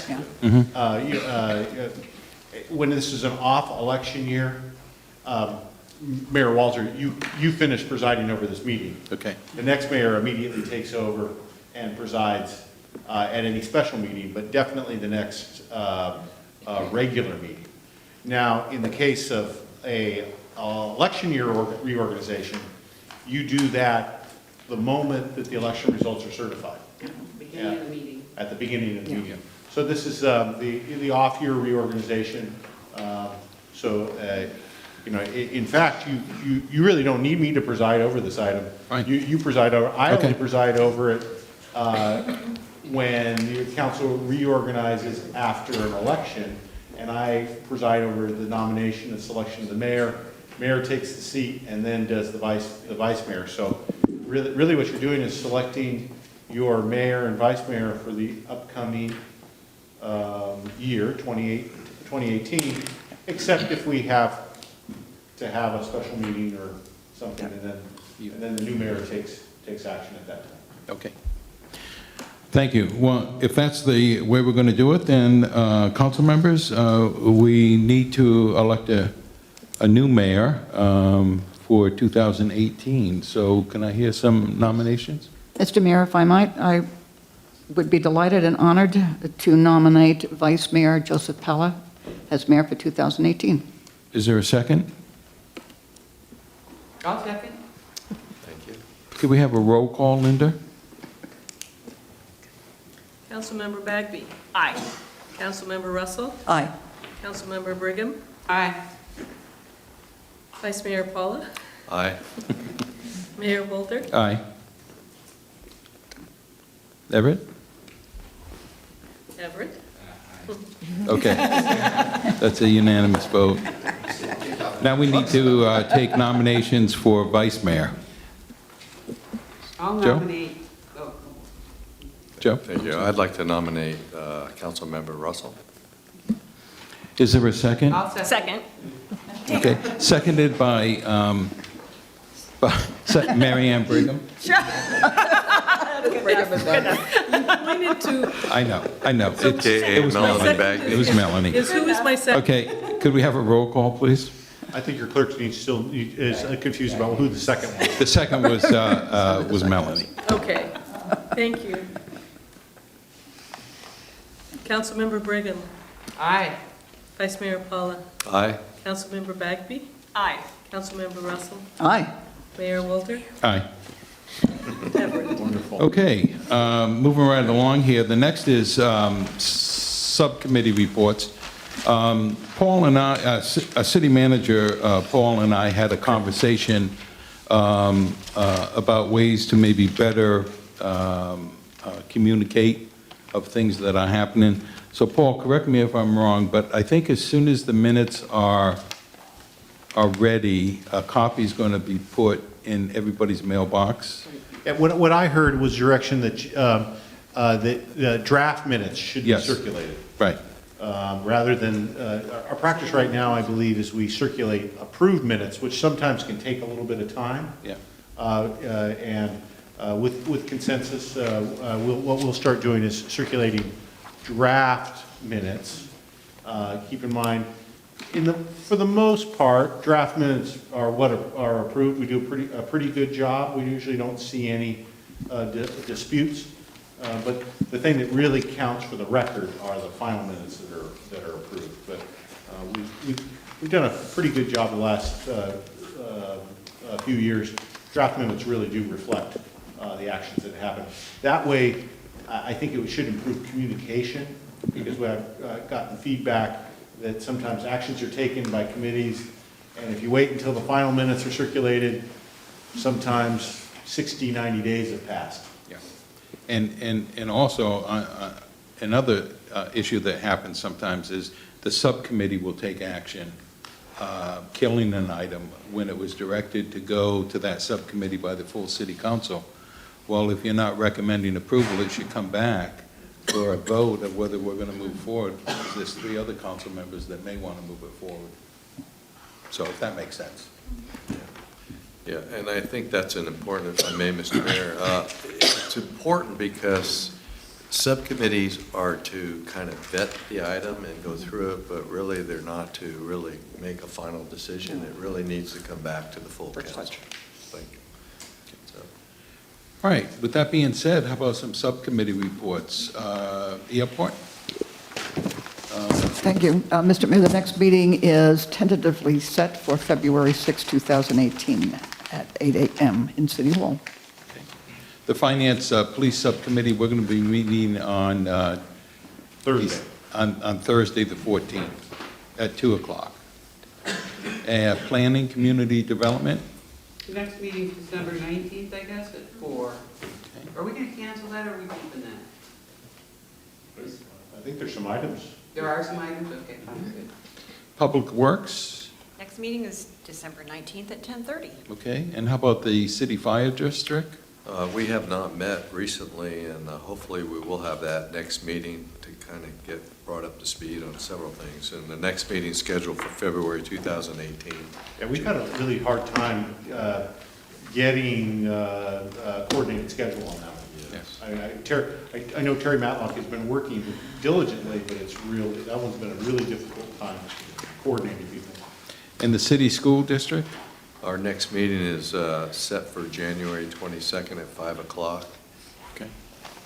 And we might have that roadshow. We're trying to coordinate a tour, a field trip, if you will, to take a look at both city parks and fields, as well as the school fields. There's, in our last meeting, and I reported that out, we had a conversation regarding the needs of the school district and the needs of the city, and we're committed not to duplicate efforts and to try to see how we could better partner and share with our limited resources. So we're going to go out and assess, our committee is, to look at both school facilities, city facilities, talk a little bit about their needs, what our needs are, and we're also going to go out and tour, and we need to get somebody to show us where that city-owned 3.5-acre parcel is off of Asti Road. We're going to go out there and view that as well. And that's going to be tentatively, we're trying to schedule that for 3 o'clock on the 22nd of January, just prior to our 5 o'clock meeting. Thank you, Mayor Paula. Next, council reports, and how about we start with you, Everett, on the student liaison report. Do you have anything to share? A little bit. I'll try to keep it to it. We had the Macmillan tournament recently, so all the basketball teams go to their various locations and have basketball tournaments. Girls varsity won their championship prize in Potter Valley, and the boys junior varsity won their tournament in Santa Rosa. Our boys varsity took the 2nd place in the Macmillan Invitational here in Cloverdale, and girls JV won the consolation prize in Clear Lake. Sports, besides basketball, baseball, and track, winter conditioning has begun, and the cheer squad is active as always year-round. Project Grad, we had a tamale sale, and we're also selling See's candy to raise money for that. Interact, we're doing a blanket and coat drive for the senior citizens in, I think, Kings Valley and the less fortunate, respectively. We're also trying to raise support for fire victims, as is the Key Club. They have taken back up their Save the Rain project. They've been selling desserts and hot chocolate after school to raise money for that. Colleges, applications for University of California and California State Universities for November 30th. The Santa Rosa Junior College, is having a placement test, and so that's how students tell how they match up in the SRJC starting out taking courses there. Other private applications are coming up in January. And Students of the Month, we had Lucas Koenig, Christina Cardenas, and Michaela Nichols for December, and I think I know 2 of them, and they're both very deserving students. So that's all I have for that. Thank you. Nice. City Council reports. In the packet, we have Vice Mayor Paula's and Councilmember Russell's. Carol, is there anything you want to share out of that report? Thank you, Mr. Mayor. The only thing I wanted to point out is I supplied a couple of resolutions relating to the Regional Climate Protection Authority. I've requested that the one that was distributed for jurisdictions be considered in 2018, hopefully January. And all it does is really confirm, I say all, it's a great deal, it confirms our policy in spite of the fact that there has been a lawsuit that eliminated our CEQA as a tool. This simply makes us a member in good standing in a sense, and I'm using that term very broadly. Thank you. Thank you, Carol. Mary Ann? No.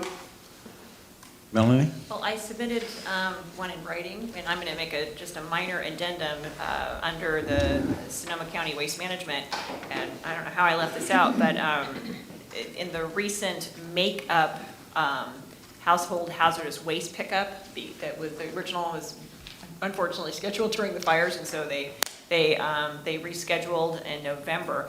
79 cars were serviced, and that's a record for Cloverdale. And so they're trying to figure out, why that is. And it might be because of the fires, people realized, oh, I should really get rid of this household hazardous waste I've had sitting around for a while. Or they're just going to, was that a blip because of the fires, or is it increased popularity of the program? And I think it was because you didn't have to make an appointment to go. You could just drive up and go. I think and that was very much. so I'll be driving that home at my next waste management meeting if I turn out to be on that board. And then just in the interest of full disclosure, I want to let you know that I have completely plagiarized the portions under Sonoma Clean Power board meeting. I did copy and paste because those were 3 items that I think that you need to be aware of.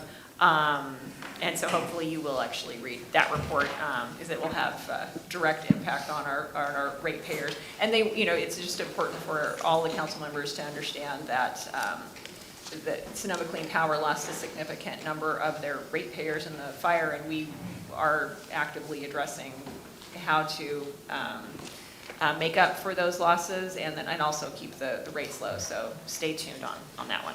Thank you, Melanie. Councilmember Bagby, plagiarism is a literary and academic concept in government. I don't think there's no such thing? There's no such thing. It's just flattery. It's just, I have flattered my staff at these organizations. I'll be looking for the footnotes. There you go. Mayor Paula? Thank you. There's a couple, in my report, I just want to highlight the 4 2018 strategic goals that were adopted at the leaders, or they were identified at the leaders workshop, and the board of directors adopted them. They're in your packet. If you have any questions on those, please let me know. I also want to just let you know that the league is embarking on they implemented a strategic plan task force that's going to take a look at the planning process and develop an actionable 3-year strategic plan. And so there's going to be a survey going out, and you more than likely will be receiving one, electronic one, at some point in the next several months. And the objective of the board, the plan will be to bring something back to the board of directors in their June meeting. So they're going to be moving quite quickly through this process. The other thing I just wanted to point out is SB1, the transportation funding bill. There is a movement, as you probably read, and if not, I want to make sure you're aware of it. It's being circulated, trying to get it on the ballot for November, that will repeal that law, take it away. And so there's a lot of work that needs to be done, but if it does qualify for the ballot, there's a lot of language in that will also make it next to impossible to ever get any funding thing through, whether it's the state legislature or city councils or districts. It's going to require a 2/3 vote on any of the people to get any new funds, period. I mean, so it's got that tucked into this. So it's really not just a matter of repealing SB1, it's also putting in a mandate on any fee or tax that would require a 2/3 vote of the people. So as you know, that would be next to impossible in most cases. So that means really the funding for roads will be almost a mute issue in the future. So that's important, and the league court certainly paying attention to it, and I would encourage us to continue to pay attention to that as well. Just want to bring you up to speed on our division meeting for the Redwood Empire Division. It's March 9th, as I mentioned before. Got confirmation that Rich Garbadino, he's the 2018 league president of the board. He has agreed to attend, so he's going to come. And Assembly Member Jim Wood has agreed to come. Senator Mike McGuire is trying to work through some conflicts in his schedule, but he would like to be here, so hopefully he'll be able to attend. And Carolyn Coleman, the new executive director of the league, hopefully will be able to attend. She has not committed. She's still got some schedule issues, but hopefully will be. So we should have a good turnout in that regard as well. That ends my report. It's all in there. If you have any questions, please contact me. Thank you. I'm just going to share one thing with you. I've had the opportunity over the last few weeks to take my clipboard, some business cards, and a survey that city staff prepared and go up to Vintage Meadows Park. And I'm doing a survey to see the people that are using the park, if they're from the neighborhood, if they're from Cloverdale, what facilities they use. So, so far I've gotten about 15 people. I know that's not much, but I'm going to continue to do that on nice days. I go over in the afternoon around 2:30 when people are there. And I'll tell you, it's so refreshing to talk to people. You know, usually when we talk to people, at least when I do on the street, it's complaining about something. But when you go up and just say, I'm the mayor and I'm doing a survey on this park and I just want to see how we can improve it, and can you just answer a few questions? Everybody loves that park.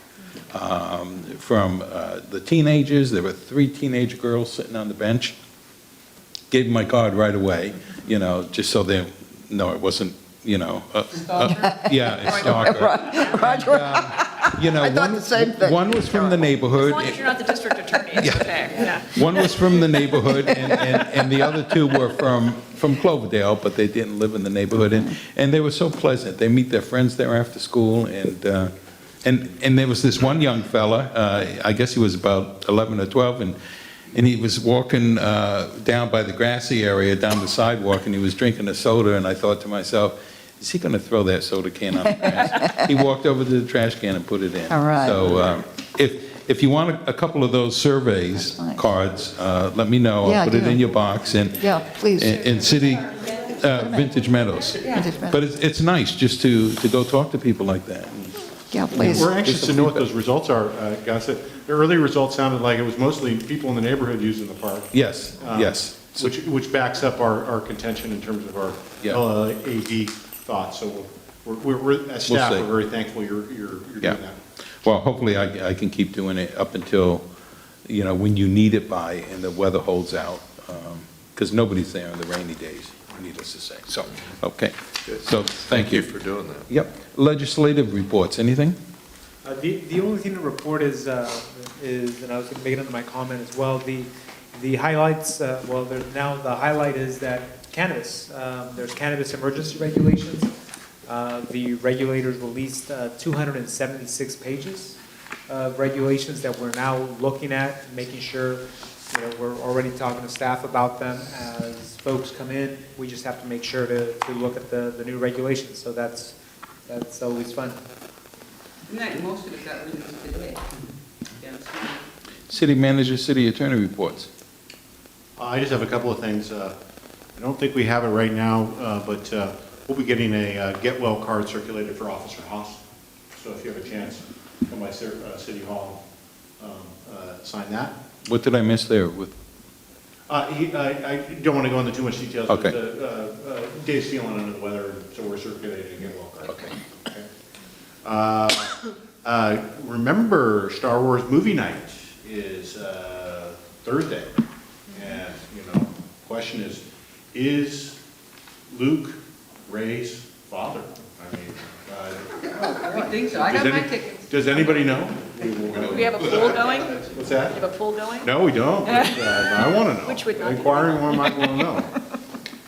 And then, and I guess, you know, we're kind of, this is going to be the last Christmas time Star Wars movie night. So it's been a real hit. So we're going to have to maybe move it to summertime because Our resident Star Wars expert tells us that Star Wars movies are going to be released in summertime rather than Christmas time from now on. So be there or be square. Also remember the Christmas party is Saturday night at Italian Swiss Colony. And looking forward to a real city Christmas party. That's going to be a lot of fun for everybody.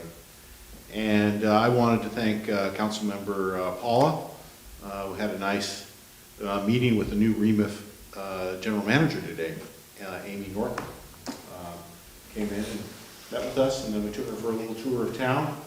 She'd never been to Cloverdale before, and she's going to every REMIF jurisdiction. That includes Eureka, Arcata, and Like it? all the far-flung Fort Bragg. So I think staff, we were all very favorably impressed by her energy and intelligence. So that's all I have to report right now. Thank you. Direction for future council meetings or agenda items, anything? Okay, with that being said, I just want to thank staff for staying. I'm sorry we kept you so late. Thank you for helping me in the role of mayor over the last year, especially you, Linda. Thank you. And it's been a pleasure, and we'll see you on the 9th. Thank you.